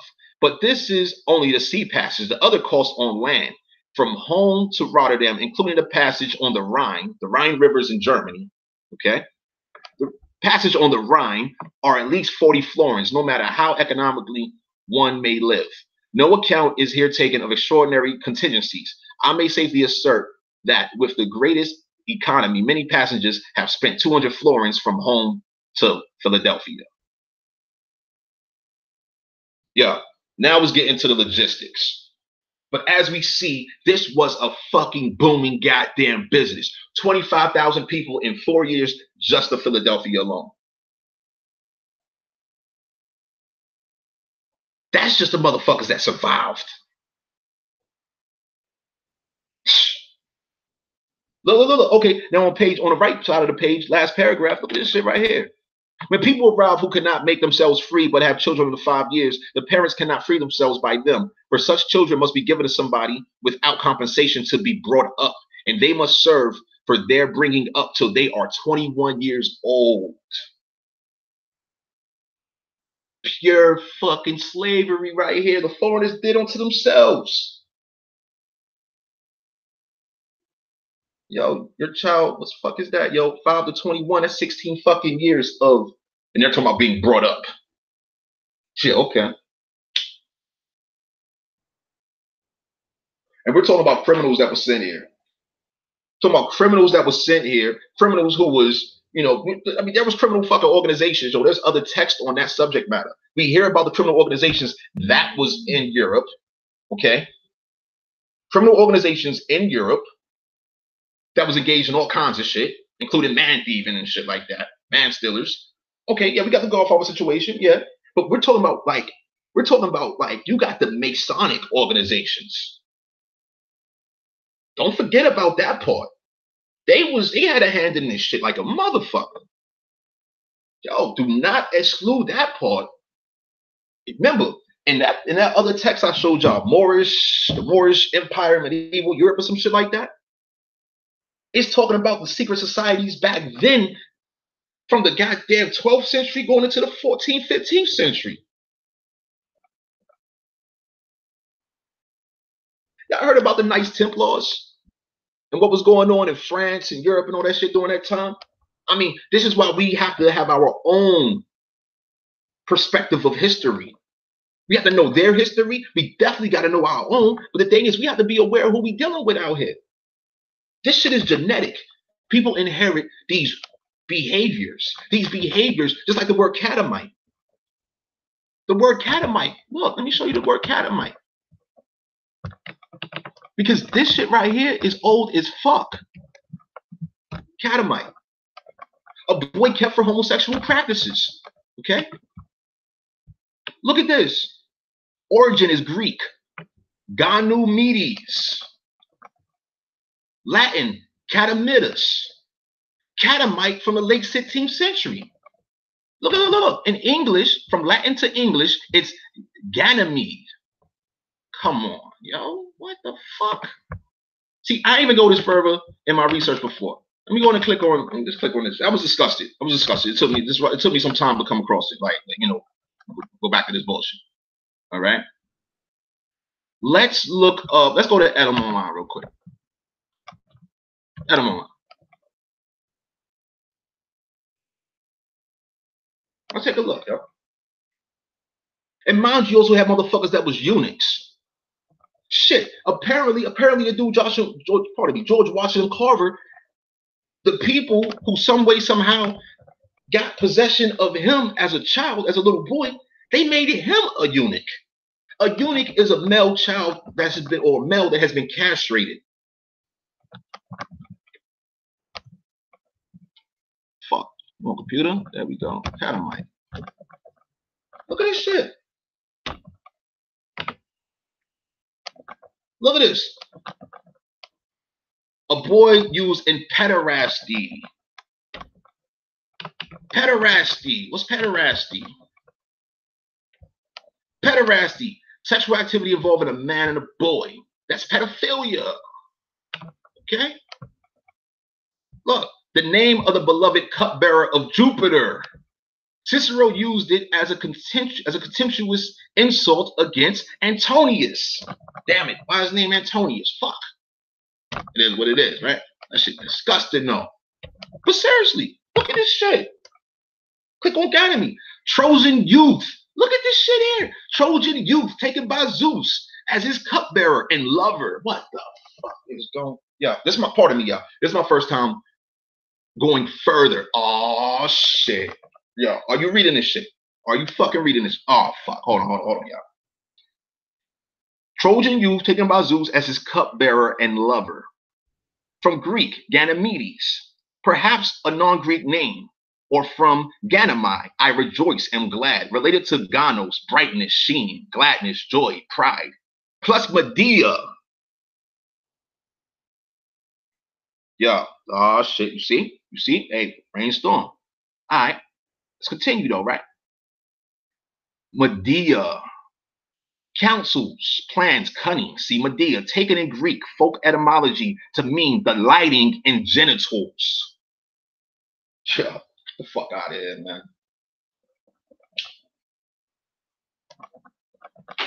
Fuck out of here, yo. This is fucking crazy. Used figuratively of serving boys circa 1600s and catamites 1590s, associated with Aquarius in the zodiac as the name of one of the 4 large satellites of Jupiter by 1847. Now let's go ahead and take a look at Medea real quick. Famous sorceress, daughter of the king Cochise. Wow. Cochise, I don't fucking know. From Latin Medea, the Greek Medea, literally cunning. Relating to Medos, counsel, plan, device, cunning, to protect, rule over, take a this is all associated with the fucking Ganymede, yo, the fucking catamites, man. This shit is nasty, yo. This shit is nasty. And okay, well, we go to school and we send our kids to school and they got to do book reports and essays and on what again? Meanwhile, yo, we got all kinds of fucking catamites running around, yo. Like this shit is nasty, man. All right, so you asked a question about the Moors, right? Go ahead and run that back. All right, so as you see. All right, look. All right, before we get to that part, I want to show y'all this real quick.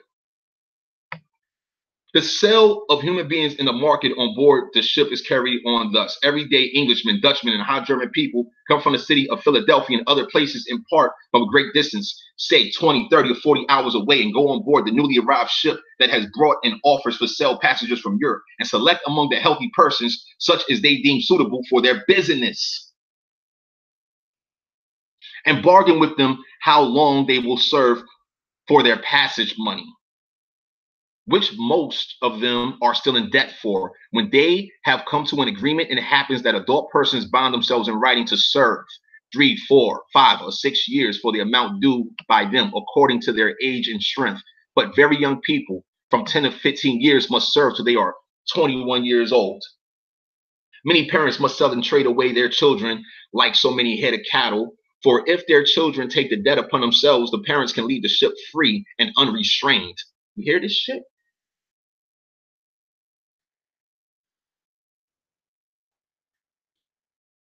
So, I mean, we're talking about.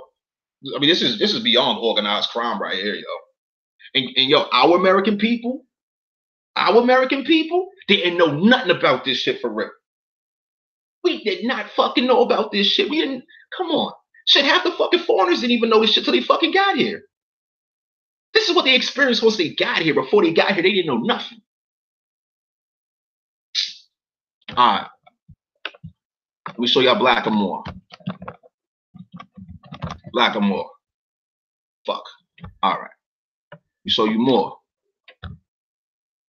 Damn, the fuck. Let's be black.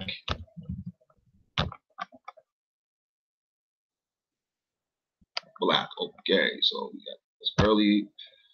Which one is this one? Black clothes. Customary. Da da da da da. Not here.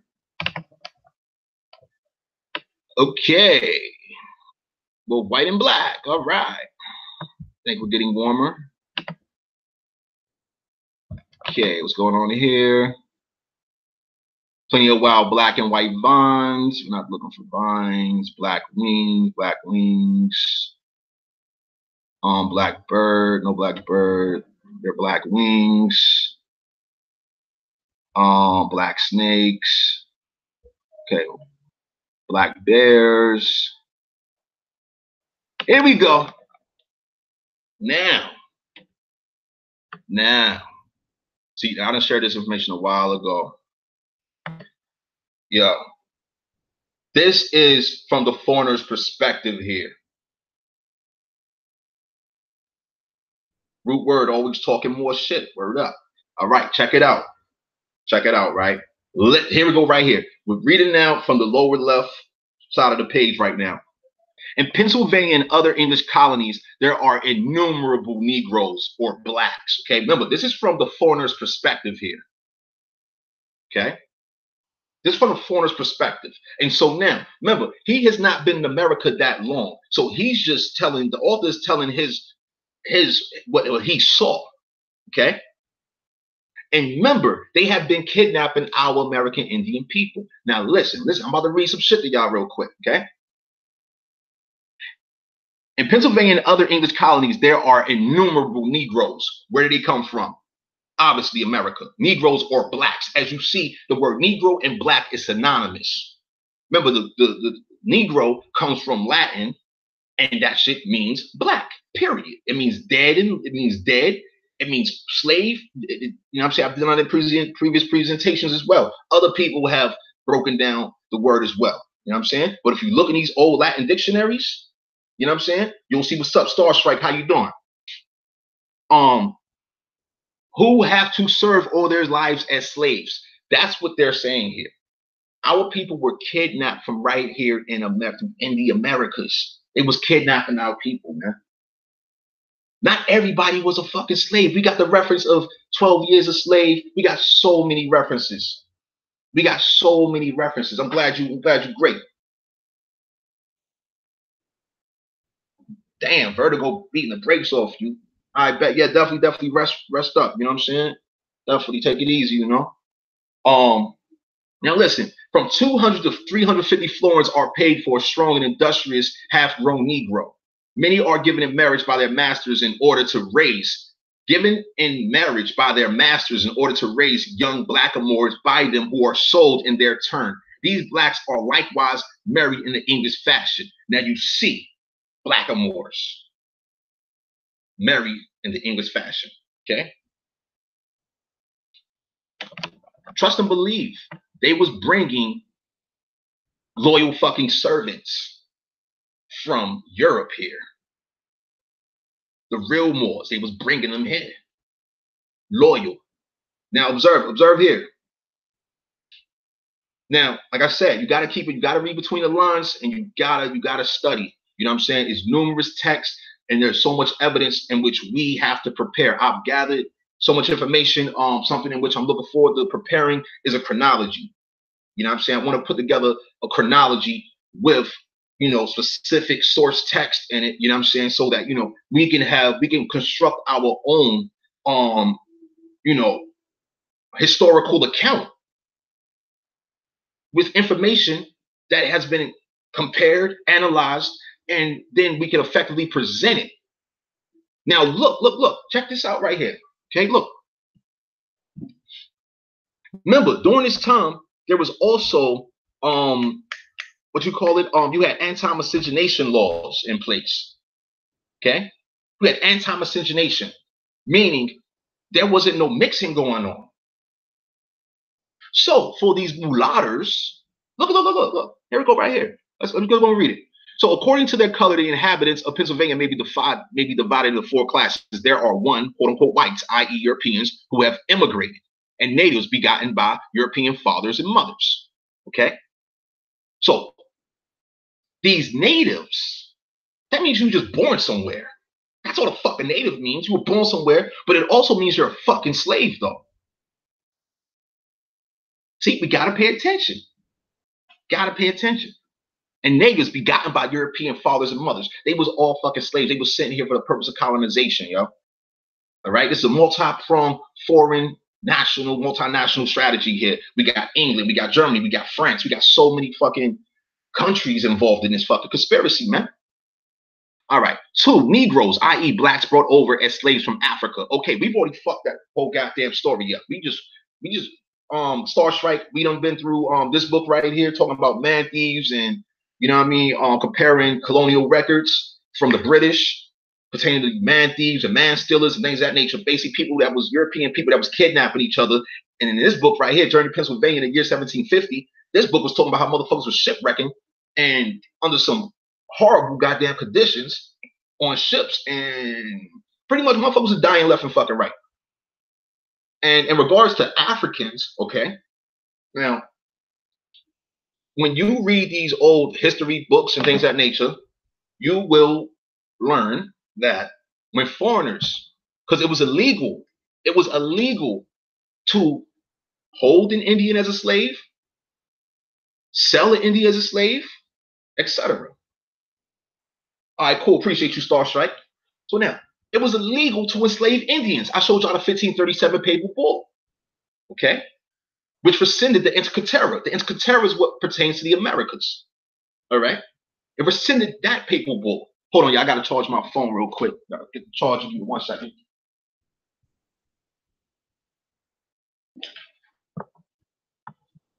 All right, hold on. Let me go and set this up. We good, we good, we good.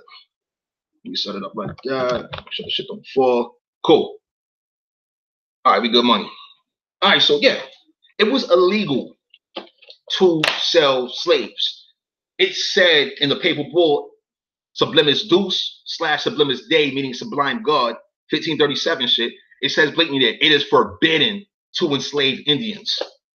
Okay. Oh shit. Oh, that's what's up. Yo, Aboriginal TV Live. All right. I never check out the channel, man. Yo, is it cool? I'll check it out. All right, so what's going on? What's going on? So like, yeah, so basically for the foreigners, okay, remember, our people wasn't speaking English during these times. Our people wasn't speaking no English during these times. Our people were speaking our American languages. So many of them. I'm not saying nobody wasn't speaking English, but I'm saying though, I mean, shit, you have motherfuckers over here speaking French, speaking German or Deutsch, you know what I'm saying? Speaking all kinds of fucking foreign languages over here.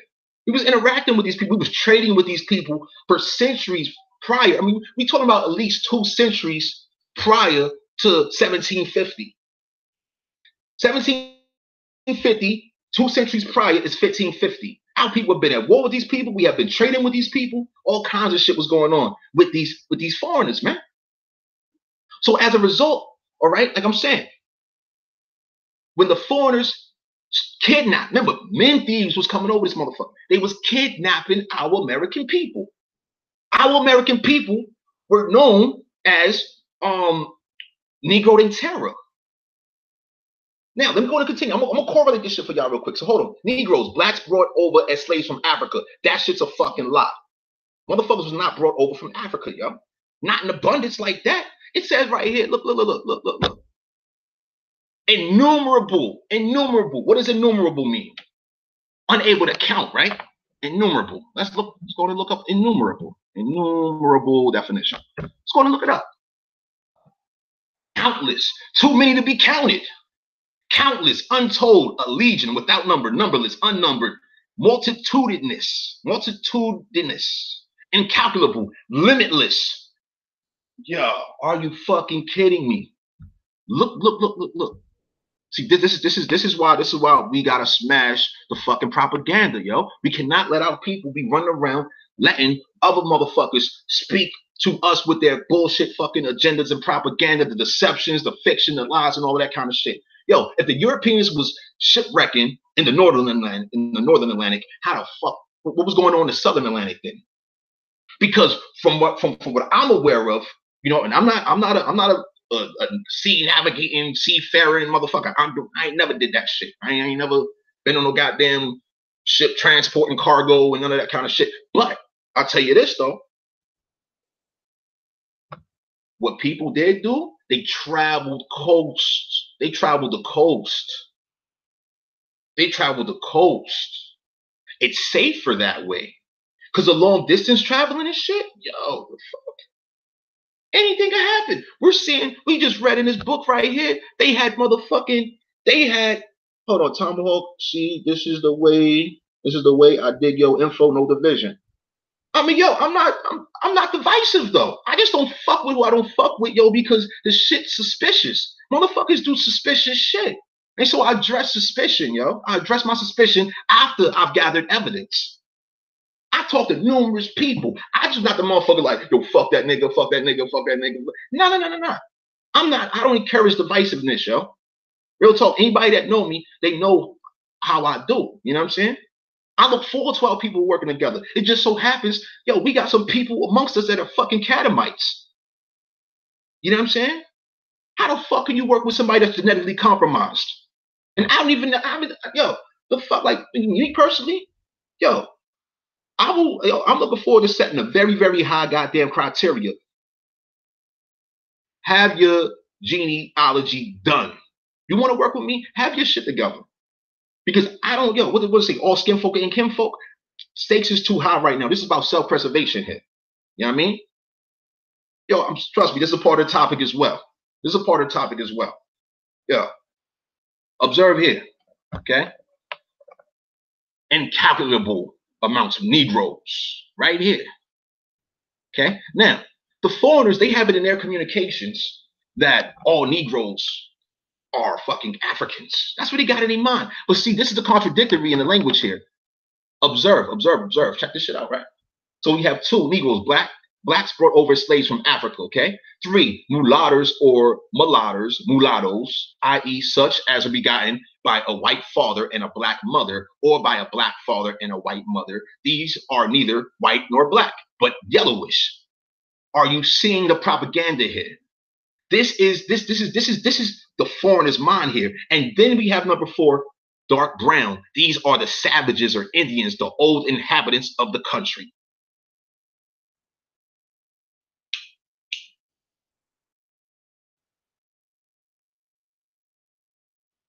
Yo, we have clear evidence, y'all. We got clear evidence. And it's just not a game. And we cannot allow our people to be deceived generation after generation after generation. Star Strike, what's that? They know the truth. Ignorance helped them sleep at night. I mean, shit, basically, we helping them sleep at night. Exactly. We help these motherfuckers sleep at night. Like, yo, we got these niggas. We got them, we got them, we got them, we got them. Hey, yo, why are we letting them have us? I'm talking about collectively. Collectively. I'm not saying they got individuals of you all out there, but yo, in comparison, yo, I mean, I showed y'all consumer data reports. The consumer data reports blatantly say how they got us collectively, yo. I mean, foreigners make a consumer data report. It starts off saying, African American women, our science, her magic. Our science, her magic. Yo, their science is deception, yo. We are fools letting them teach our children. Yo, exactly, yo. I mean, thing is, I mean, this is what happened though, right? Many generations ago, you know, motherfuckers like our people, it's just some hospitable people. We're naturally trusting people. We're naturally trusting. The foreigners, on the other hand, shit, they done been through so many distrustful situations. I mean, I just showed y'all the word catamite. How this shit dates back to the Greeks. Exactly, it's a caste system involved. The foreigners have their own caste system. Our people, we wasn't dealing with that shit. The caste system is unnatural. But amongst the foreigners, though, the humans, okay, yeah, you gotta have a caste system amongst the motherfucking humans. What they say, one bad apple will spoil a bunch. So shit, if you let a bad apple from within the caste system get into the different dimensions of that system, all right, you be talking about a lot of goddamn corruption, and we see what's going on today. Taught to love everyone, but no one is loving us back. Exactly, shit, they got us to the point we're not even loving each other anymore, man. Don't know how to love each other. I mean, shit, but how can you love a motherfucker that's lying to you? I mean, come on. Yo, we got serious, apparently, pedophilias running wild. Abuse towards our mothers' daughters, as well as our sons, is running wild. Various forms of abuse. Yo, motherfuckers have been allowing these Negro organizations to fucking thrive off corruption. Various forms of corruption. The Christian church, corrupt as fuck. The Moors, corrupt as fuck. The Hebrews, corrupt as fuck. Yo, real talk, yo. I'm gonna be doing some shit soon. All right. I got some people. I'll be getting with them in a minute. You know what I'm saying? And I'm gonna have these mothers and daughters present their experiences with some of these goddamn groups, man. Because I feel like this. See something, say something. What happens when you know something? So now, if you got members of these various fucking 501c organizations that know corruption is taking place, right? And they not doing nothing, they not saying nothing, they just letting this shit go on, that means you're fucking complicit. If they cannot use your comb, don't bring them home. Yo, wow. Yeah, hell no, man. No. See, I had experience when I was a little boy. Yo, somebody used my brush, like on my peoples. You know what I mean? I had my brush in the bathroom. I was a kid, right? Motherfucker using my goddamn brush, man. I ain't even know this shit. And yo, I never had fucking ringworms before, yo. I'm like young as fuck. I never had ringworms before. I used to brush my hair and shit, right? And so I noticed some shit in my hair. I'm like, what the fuck is going on? And at the time, I was growing my hair out. You know what I mean? So I get my braids and shit. I get my cornrows and shit, right? And I see this motherfucker spot in my hair. I'm like, what the fuck is that shit? So my people's like, oh boy, you got ringworms. How the fuck you get that shit? I'm like, I don't know. My people's like, yo, somebody using your brush? And I'm like, I don't know. Word. Yo, yo, man, yo, man, our people be, yo, the foreigners, man, they have done a number on our people psychologically, yo. I don't really want to get into a whole lot of detail about that right now, but like, I mean, this is all a part of it. Everything I'm reading here, this is all a part of it. I've delivered loads. I delivered loads all over this great country of ours, and I've seen how great they live, especially in the back country. Yes, yo. Yes. Living fucking great. I mean, but it took them forever to live great, though. It took them forever. So when motherfuckers talking about make America great again, because enough of these motherfuckers, they living great. But I think what they mean by make America great again is fucking reintroducing these old days. These are the days of the old right here.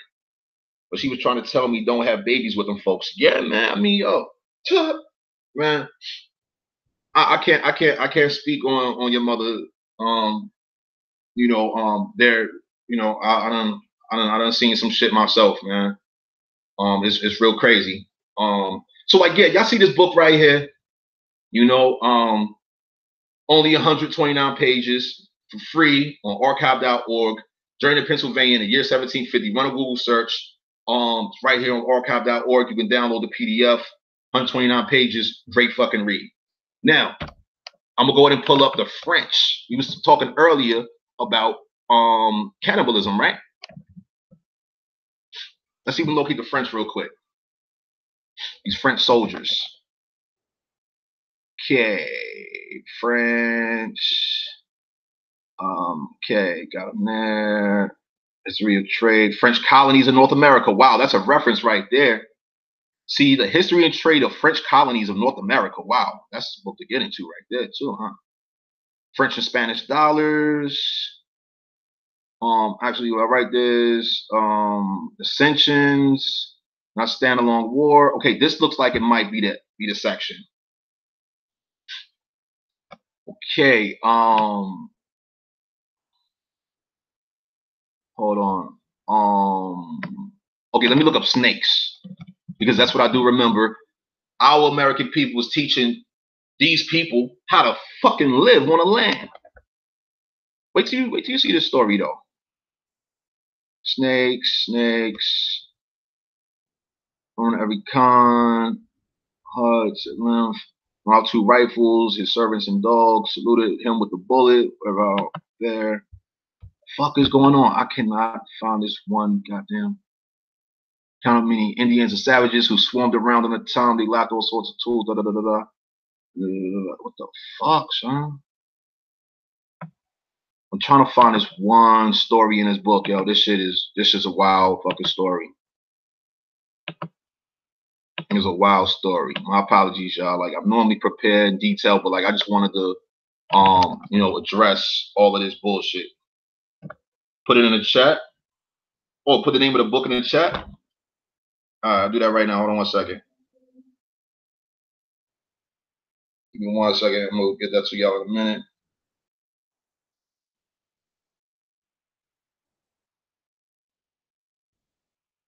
Yeah, 1750. Word. There you go, right there. All right, so goddamn. Okay, let me look up soldiers then. I'll look up soldiers.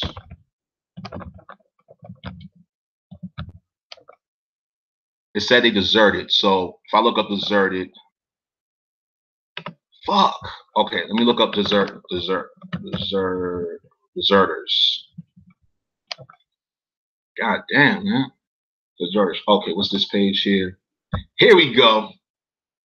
Here we go. Oh, shit. Now y'all about to get this story. Listen, y'all ready?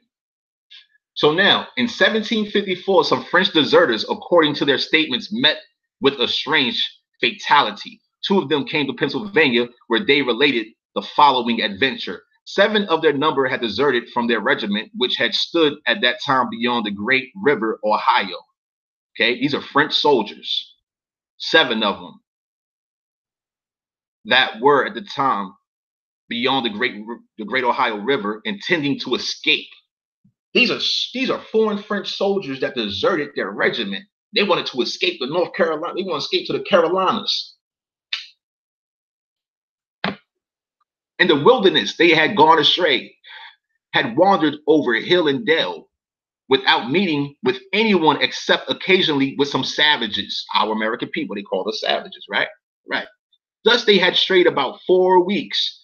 After they had lost said savages out of sight, and after they had eaten up their provisions, they had subsisted for some time on venison, as long as their powder held out. So basically, these motherfuckers had to hunt now. Justin Benton, how you doing? So yeah, right. They had eaten up all of their provisions. They eat up all their food, right? All their rations and shit like that. They eat it all up for about within 4 weeks. And now they had to hunt. They had to get some venison, right? As long as their powder. So they had their guns and they had powder for their guns and all that shit. You know, they firing those little iron balls and shit like that back in the day, you know, one-shot shit. All right. They had the one-shot rifles, right? So, you know, they had powder. And so they was able to hunt deer. After that was gone, so they ran out of powder. They came across some large rattlesnakes from which they ran away at first in horror. So they were scared as fuck of rattlesnakes. They were scared. Rattlesnakes had them motherfuckers running, like them soldiers like, no, get the fuck out of here. Like, no, I fuck with you snakes. So from which they ran away at first in horror, but being pressed hard by hunger, they remembered that the savages were in the habit of eating these reptiles. Yes, our American people do eat reptiles. We eat snakes, we eat gator, star strike. Yo, you know we eat gator. You know what I mean? So they killed some. Remember, so savages, our American people taught them how to eat rattlesnakes, how to eat snakes, how to, you know, taught them the land, right? Some of them ate their flesh, which was by no means hurtful and poisonous, after they had roasted it on the fire. At length, when they had eaten up this loathsome food, and not knowing whither to turn, after they had marched long by day and night, and by night, through forests and swamps, and crossed large and small rivers, they became so weak and feeble that they were unable to continue their wandering, and made up their minds that they were doomed to perish by hunger. This is where this shit gets funky, y'all. Listen. When the idea struck them to cast lots, which of them was to die first, him they would kill and consume his flesh.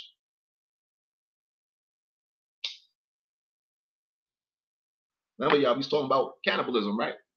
These are French soldiers that deserted their regiment, and now they're starving to death. They don't know how to hunt. They ran out of fucking gunpowder.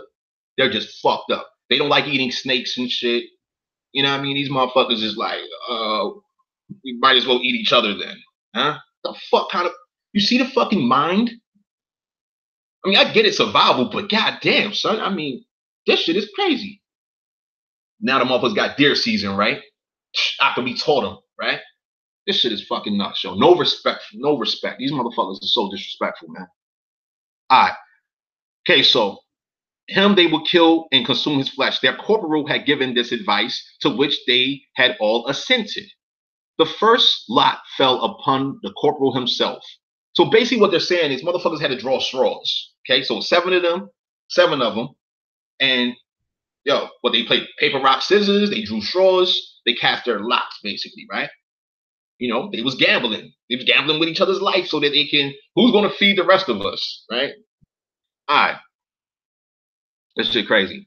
The first lot fell upon the corporal himself, who was greatly startled, but said, I would starve to death anyhow, and all of you will not fare better. So the corporal was like, fuck yeah. Go ahead and eat me, them motherfuckers. Because shit, I'm going to starve to death anyway. So now, they bound him immediately, killed and roasted him, and began to eat his flesh, which lasted them a while. In the meantime, they continued their march. But soon they were again pressed hard by hunger, and again they cast lots. And thus they went on until 2 only of the 7 were left alive when they met with people, and at length they reached Philadelphia. This long and fatal journey lasted from the beginning of May to the end of June. There is a current saying to the effect that Pennsylvania is the paradise of women, the purgatory of men, and the hell of horses. Non-fiction, y'all. Non-fiction. So all those motherfuckers that want to talk shit about our American people, you know, that want to deceive our youth and deceive our people. Hey, yo, I did that story. Yeah, well, hold on. Well, no, I don't know if I did that story, but you know, this shit happened in Jamestown. I did a presentation on that one on the other Tomahawk Tony channel. Did a presentation on that one. It was called A Starving Time. When motherfuckers celebrate Thanksgiving, motherfuckers is really celebrating our people being cannibalized and foreigners cannibalizing each other. Well, our people was being eaten. Our people was being... These motherfuckers is nasty, man. They was digging up graves. We bury our people, you know what I'm saying? And then motherfuckers is coming behind us, digging up our people that done transition and eating them. I mean, these motherfuckers is nasty, man. And this is in their fucking genetics, yo. That's what the lottery comes from. What are you talking about? What lottery? Brainstorm, what lottery you talking about? What lottery comes from this?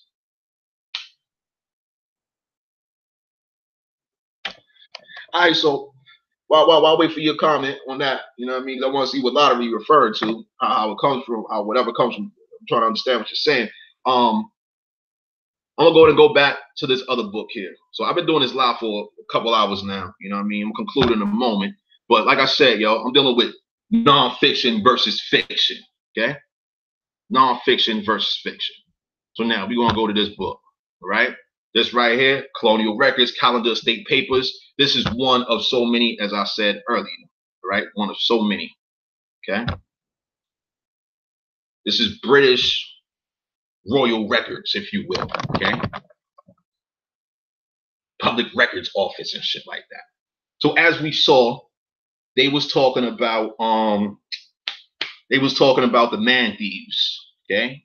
Straight it down, stealing motherfuckers and shipping them off to the plantations. Oh, you seen it? Word. Okay, that's what's up. So basically, right, there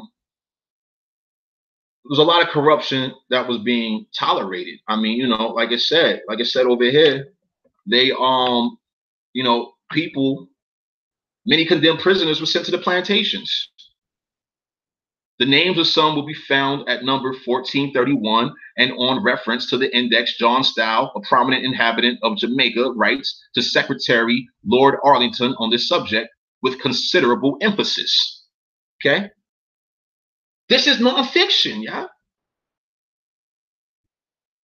I mean, we're talking about people that was condemned to death for small offenses, from small offenses to large offenses, right? That was shipped to the Americas. I mean, all kinds of fucking horror stories here. Okay, so that's basically in this text here, as you see, exactly about them surviving. Word. So as you see in this text here, just like how I did in the last text, you can run a search on the top right-hand corner. You can run a search in these books, right? These texts for any kind of word, right? So I ran a search on Jamaica because some years ago when I first came across this information, right? You know, I believe I was reading 1501, 1502 Calendar of State Papers, where it was speaking about Jamaica. And so I remembered it and I was like, yo, this is something I want to show y'all, because so in the 1500s, you had these, it said the Irish in particular, okay? Now I run a search for Irish in this text as well. The Irish were straight up and down fucking slaves, man. Irish straight up and down slaves, man. And so basically what was going on is They literally left those people stranded on an island. They left them stranded on Jamaica, right? It said, like, if I recall correctly, you had like upwards of like 20 to 50 Irishmen and shit, right? These Irish slaves and shit. And these motherfuckers had like broken swords, broken guns, and like 2 boots and shit. Like, fucking wild ass story, yo. But this is what's in these government records from back then, though, right? So now I'm gonna go to this other link right here, pertaining to Jamaica. Let's see if we can find in this book real quick. You know what I mean? This is my first time reading this one.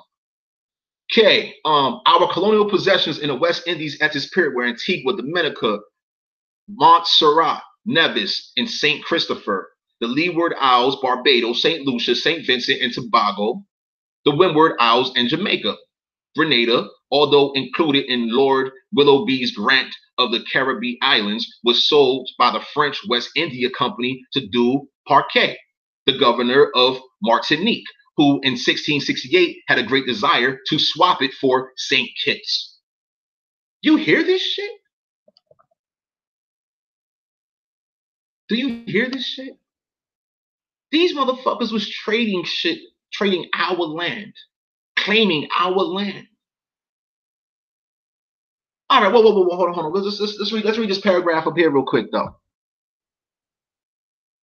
Oh my goodness, this is nonfiction, y'all. This is nonfiction. There is a narrative in detail. I'm reading from the right side right now. There is a narrative in detail of the taking of Cayenne from the French, who fought most valiantly. They began according to the custom of their nation to charge ferociously. If ever officers in the Indies fought like themselves and their soldiers like men, it was here. The French governor, de Lezy, and a considerable number were wounded, besides 23 killed on the French side, while on the English side, the commander of the Forlorn was shot in several places. 2 of his men were wounded and 1 killed. 39 pieces of ordnance and large quantities of arms and ammunition were found in the fort. The forts and strong buildings were demolished. The stock of Cayenne fully destroyed. The best of the buildings left in the last of their flames, and more plunder consisting of Negroes, sugar, copper, stills, mills, cattle, and horses carried away than will ever be known. Yeah. So basically, the French was kidnapping our people too. We know this. This was a practice. This was a practice that was taking place in Europe. They was kidnapping and enslaving and selling the shit out of each other. It was major business, man. The Dutch was involved. I mean, these people got a history of enslavement. Yo, this is what they do. They did it to themselves. And so now you got some motherfucking professional generational kidnappers sent to America. This is what the fuck they do. So they see our people running around free. We're not on point thinking about motherfuckers taking us, kidnapping us and shit. The fuck? Who the fuck will wake up every day like, yeah, I'm about to go kidnap me some motherfuckers? That's some shit. That's some shit to have in your mind. Like, I'm about to go kidnap some shit. Yeah, I'm about to kidnap a motherfucker so I can sell that motherfucker. They all work together. Exactly. Same way it's going on right now. Same shit going on right now, man. Same shit. I mean, it's real fucking selfish what's going on right now, man. Yo, we really don't have allies for real. Especially not amongst ourselves. I mean, I ask people simple questions, right? How many people can you work with? I used to ask this on the radio show. How many people can you work with?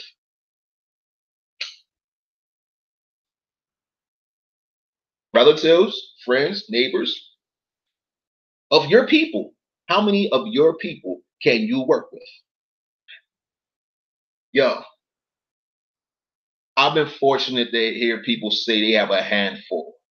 That means upwards of 5 people that they can work with, that they know they can trust, that they know they can actually handle real business with, share information with, secure investments together, what have you. And then you compare that to the foreigners. The foreigners, oh yeah, the motherfuckers work together like a motherfucker. I mean, shit, they had to, right? They've been conditioned to. Let's continue though, right? Look at this. They're talking about court-martial was held upon Governor Byam at his own request in reference to a surrender of the fort to the Dutch, which declared that he had in all particulars demeaned himself as became a loyal subject, a valorous, prudent commander, and an honorable person. This is 1540. But in accordance with the 3rd and 6th articles of the Treaty of Breda, the colony of Suriname was ordered by the king in council to be again surrendered to the Dutch, 1638. I mean, yo, this shit is all here, yo. The Dutch, having thus got a part of Guyana from the English, claimed the whole main. They claimed the whole shit. The Dutch claimed the whole shit. They had before possessed themselves of several islands within the extent of His Majesty's commission. This shows how they was working together. The English with the Dutch, the French. Yeah, they was at war, but shit. This is a simple question I asked. Why the fuck did they come to America, go to war? Why didn't they go to war right there where the fuck they from? Why didn't they go to war right there in goddamn France? If the English is against the French here in America, why the fuck wasn't they fighting over there then? This is non-fiction. I don't fuck with fiction, y'all. This shit is crazy though, right? Let's continue. All right. So back to Jamaica again. We talking about look. Okay, whoa. Let's go ahead and read this part. This is my first time reading this, y'all. But these are texts that we really have to get into though. Okay. Check it out. At the same time, I'm reading from the right side of the page, right? At the same time, convenient lands were reserved for the king's use near the best harbor called English Harbor. Yeah, that shit. Oh, where Rainstorm, you got 3, me, myself, and I'll hear you. I feel you. That's some serious shit. You know, the inhabitants were suddenly to produce great crops of tobacco as also sugar, for which supply of Negroes was necessary. So they needed our people, because our people, tobacco, sugar, those are our American crops, yo. Those are our crops. And they needed our people. So basically, in reading these texts, right, remember, you got to keep in mind at all times, we're reading from the foreigner's perspective. Okay? So they're going to word things so that it, you know, it appeals to their psychology. In some instances, you'll see them blatantly call out people, you know, by, you know, the names of our nations, things of that nature. But that's very few authors. We're talking about generalization. They generalized our people. All right. So let's continue. For which a supply of Negroes necessary, but one of the chiefest wants of all the islands was pious, learned, and orthodox divines. Yo, that means they wanted missionaries. They wanted people to maintain the religious fucking indoctrination. That shit is important. That ties into the social engineering. You keep people happy, you keep them fucking working. Just pray to God. You're gonna go to heaven. You need a good goddamn pious, learned, and orthodox, quote unquote, diviners and shit, right? Come on, man. That's why they get that shit to our people now. Keeps our people, keeps motherfuckers docile, domesticated, mentally. Keep a person's mind colonized, colorized, and institutionalized. That's what it does. All right, the king in his instructions to William Lord Willoughby in February 1666 gave similar powers to those previously given to his brother Francis Lord Willoughby to treat with the natives in the West Indies, especially with those of St. Vincent and Dominica, but if they were injurious or contumacious to persecute them with fire and sword. But if they were injurious or contumacious, oh shit. So now we're saying, yeah, it came to our cornbread, exactly. So listen. Check this shit out though, right? To treat, so basically gave similar powers. The king, okay, we're talking about the British, English king, whatever the fuck you want to call this guy, whatever the fuck, all right? Gave instructions and gave powers to treat with the natives. Remember, native means slave, okay? So they called our people natives at one point in time, right? Because that's how they wanted to view us. They wanted to view us as slaves. They also saw that we are the inhabitants. They switch up their language. Remember, they speak with forked tongue. We know this, all right? And they said, but if they were injurious, if our people were injurious or contumacious, let's look up contumacious, to persecute our people with fire and sword. Okay, let's go ahead and look up that word real quick. Contumacious. Contumacious. Contumacious. Contumacious, especially of the defendant's behavior, stubbornly or willfully disobedient to authority. You hear this shit? Injurious. So meaning if we injured their business, if we were stubborn and we was disobedient to their quote unquote authority, we were supposed to be treated with fire and sword? That's what we just read here, right?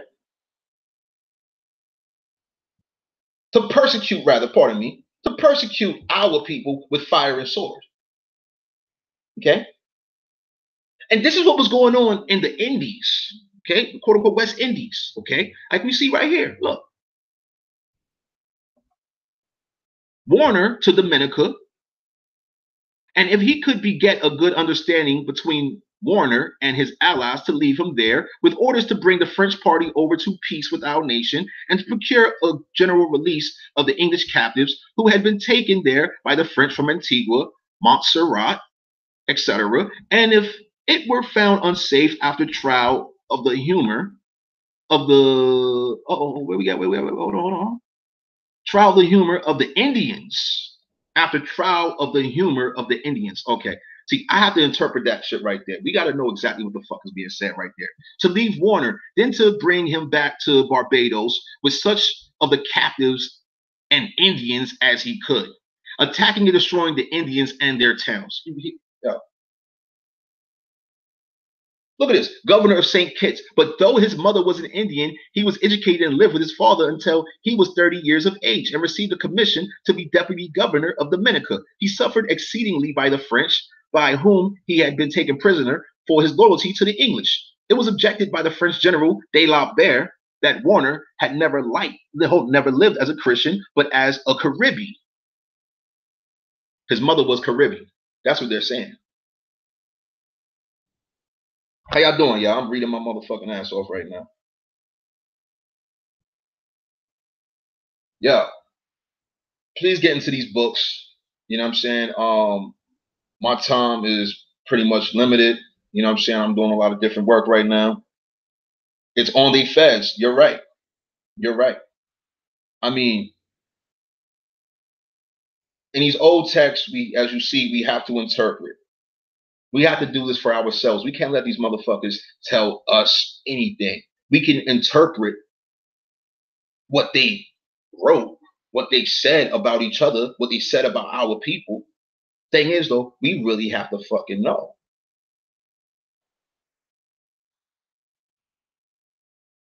I mean, this shit is crazy here, yo.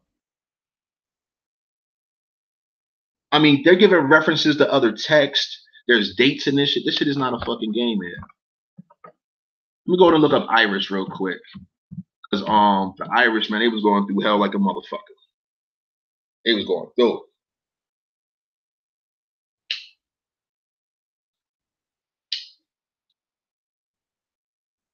Swear, yo. The foreigners, man, I mean, I keep it real simple with people, right?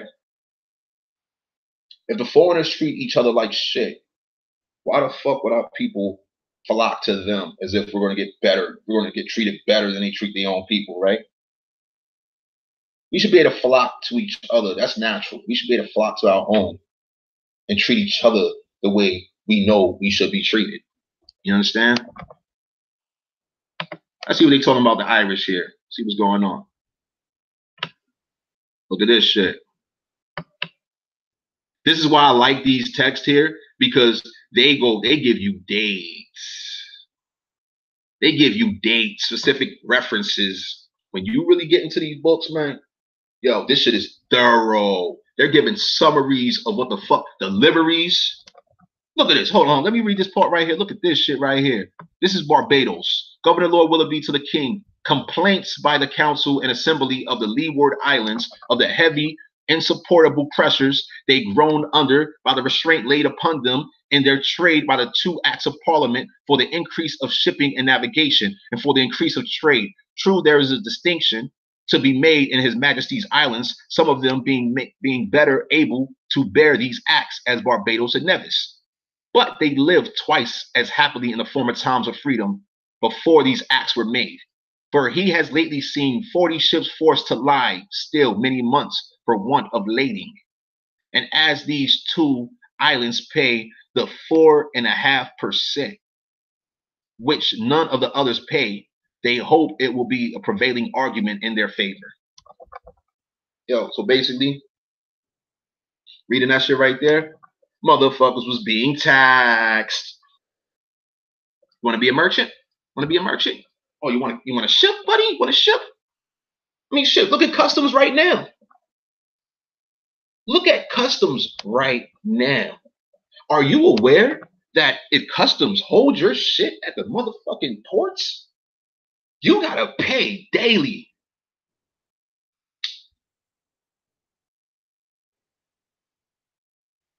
It's storage fees.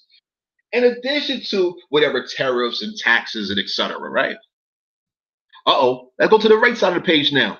We're going to read 806. It's September 24th, 806, right? Look at this shit. Articles agreed upon in Fort Albany between Agahando and other Indians who are named on the one part and Colonel George Cartwright in behalf of Colonel Nichols, governor under the Duke of York on the other part. Also, further articles proposed by the same Indian princes and consented to by Colonel Cartwright in behalf of Colonel Nichols, 25th September 1664, endorsed. Peace with the Mohawks. Printed in New York documents. Third, something. We got citations right here. Non-fiction, y'all. I'm not familiar with the potato famine.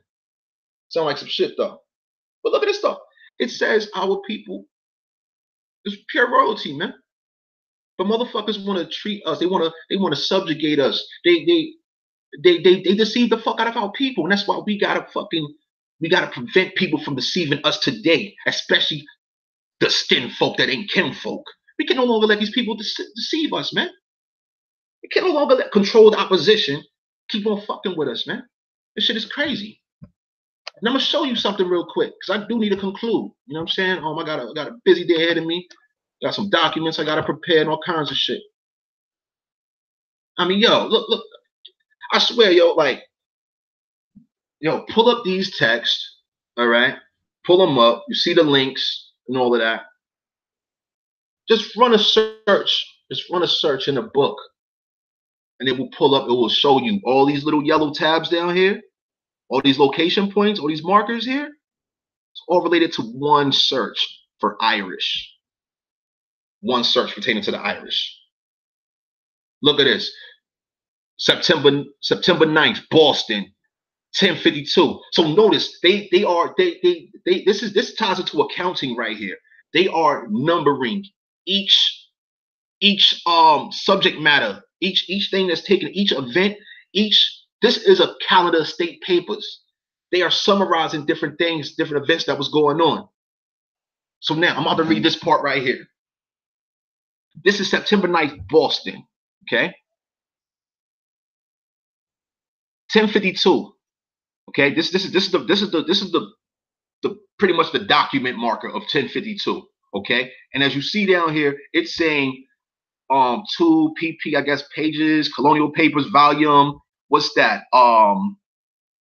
What's that? 19, volume 19, number 104.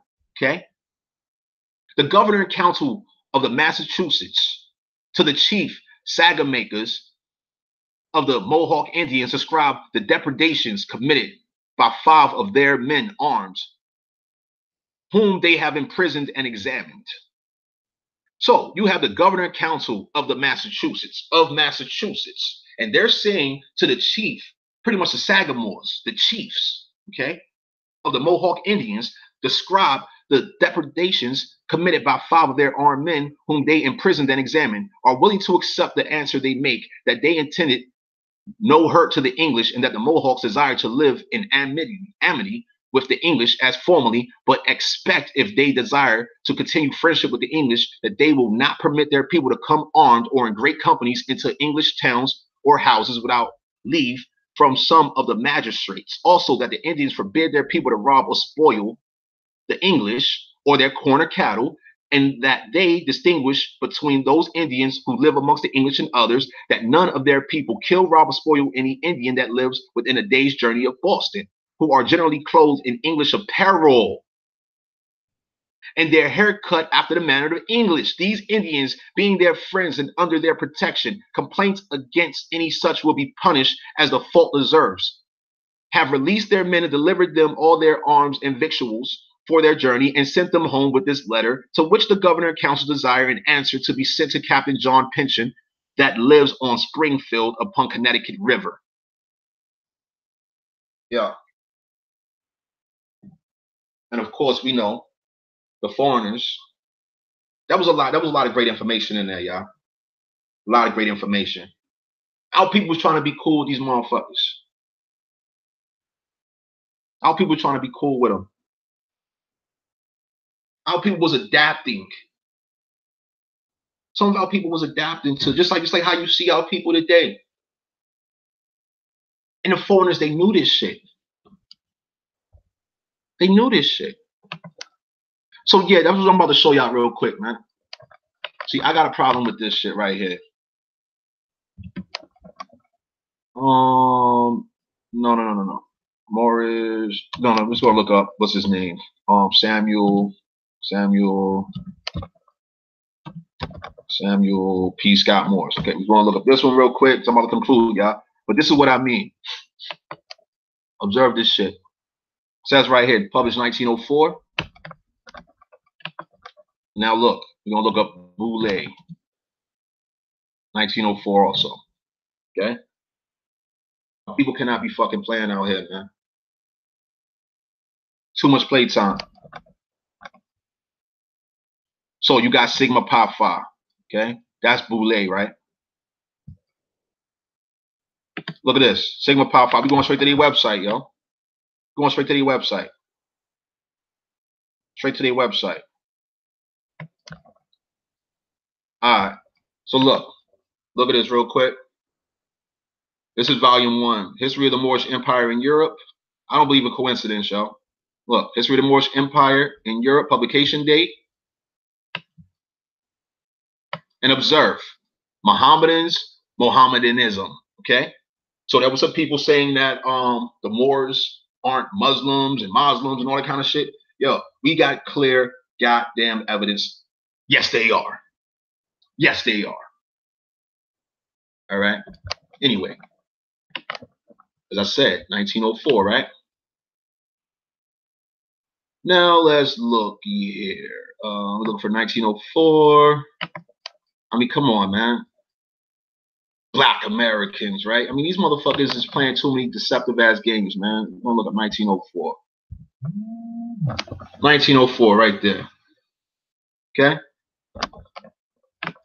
Meeting on Sunday, May 15th, 1904, at the home of Dr. Howard, the group discussed and agreed on establishing a fraternity and its purpose as envisioned by Minton, along with the prerequisites of membership, educational and professional achievement, commitment to addressing needs in a quote-unquote black community, and congeniality. Congeniality? What the fuck is he talking about there? What the fuck is congeniality? Forgot what that shit means. Let's go ahead and look it up real quick. Congeniality means what? Congeniality? What the fuck does that shit mean?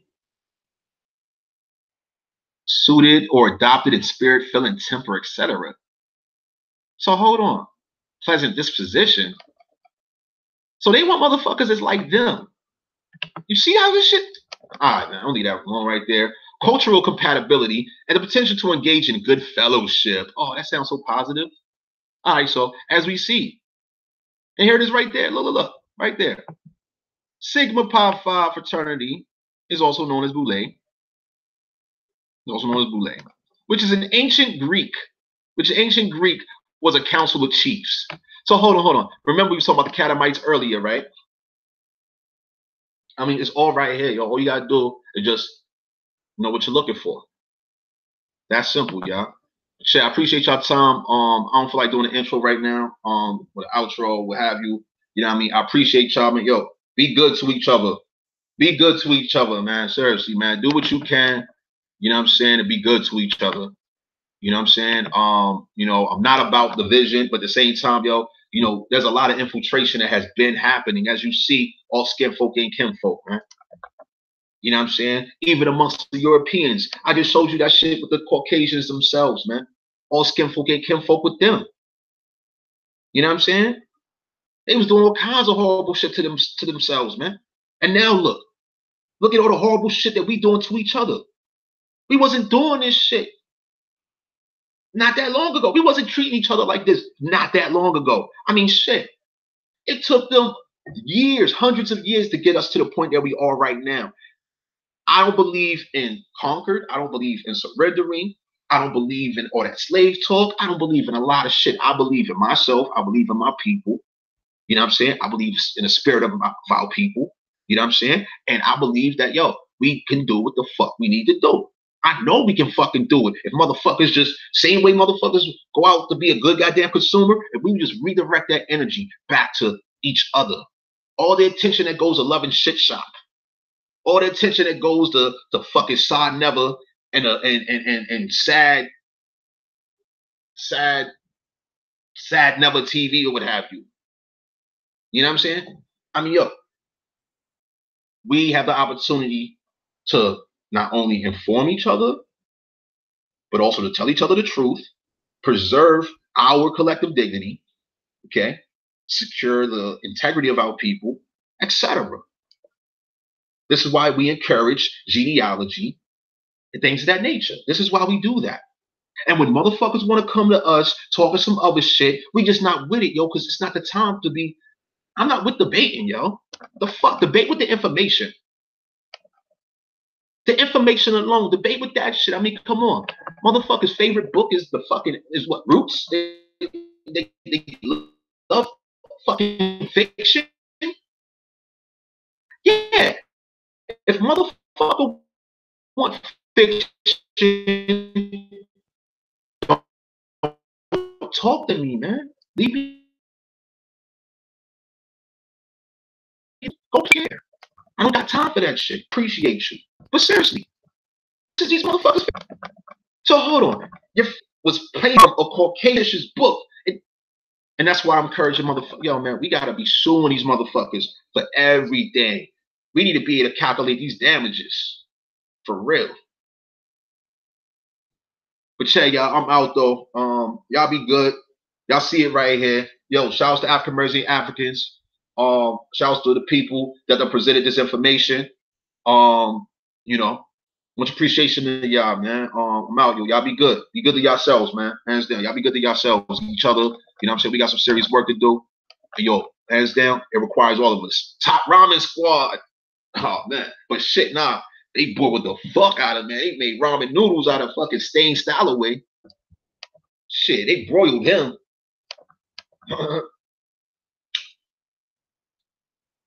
Shit, I'm about to be about to have a busy day. You know what I'm saying? Shit, like I said, y'all be good, man. You know what I mean? Take care of each other. You know what I mean? Don't tolerate no bullshit. Coward season is over. You know what I mean? African American Africans, 8-4 truth. You know what I mean?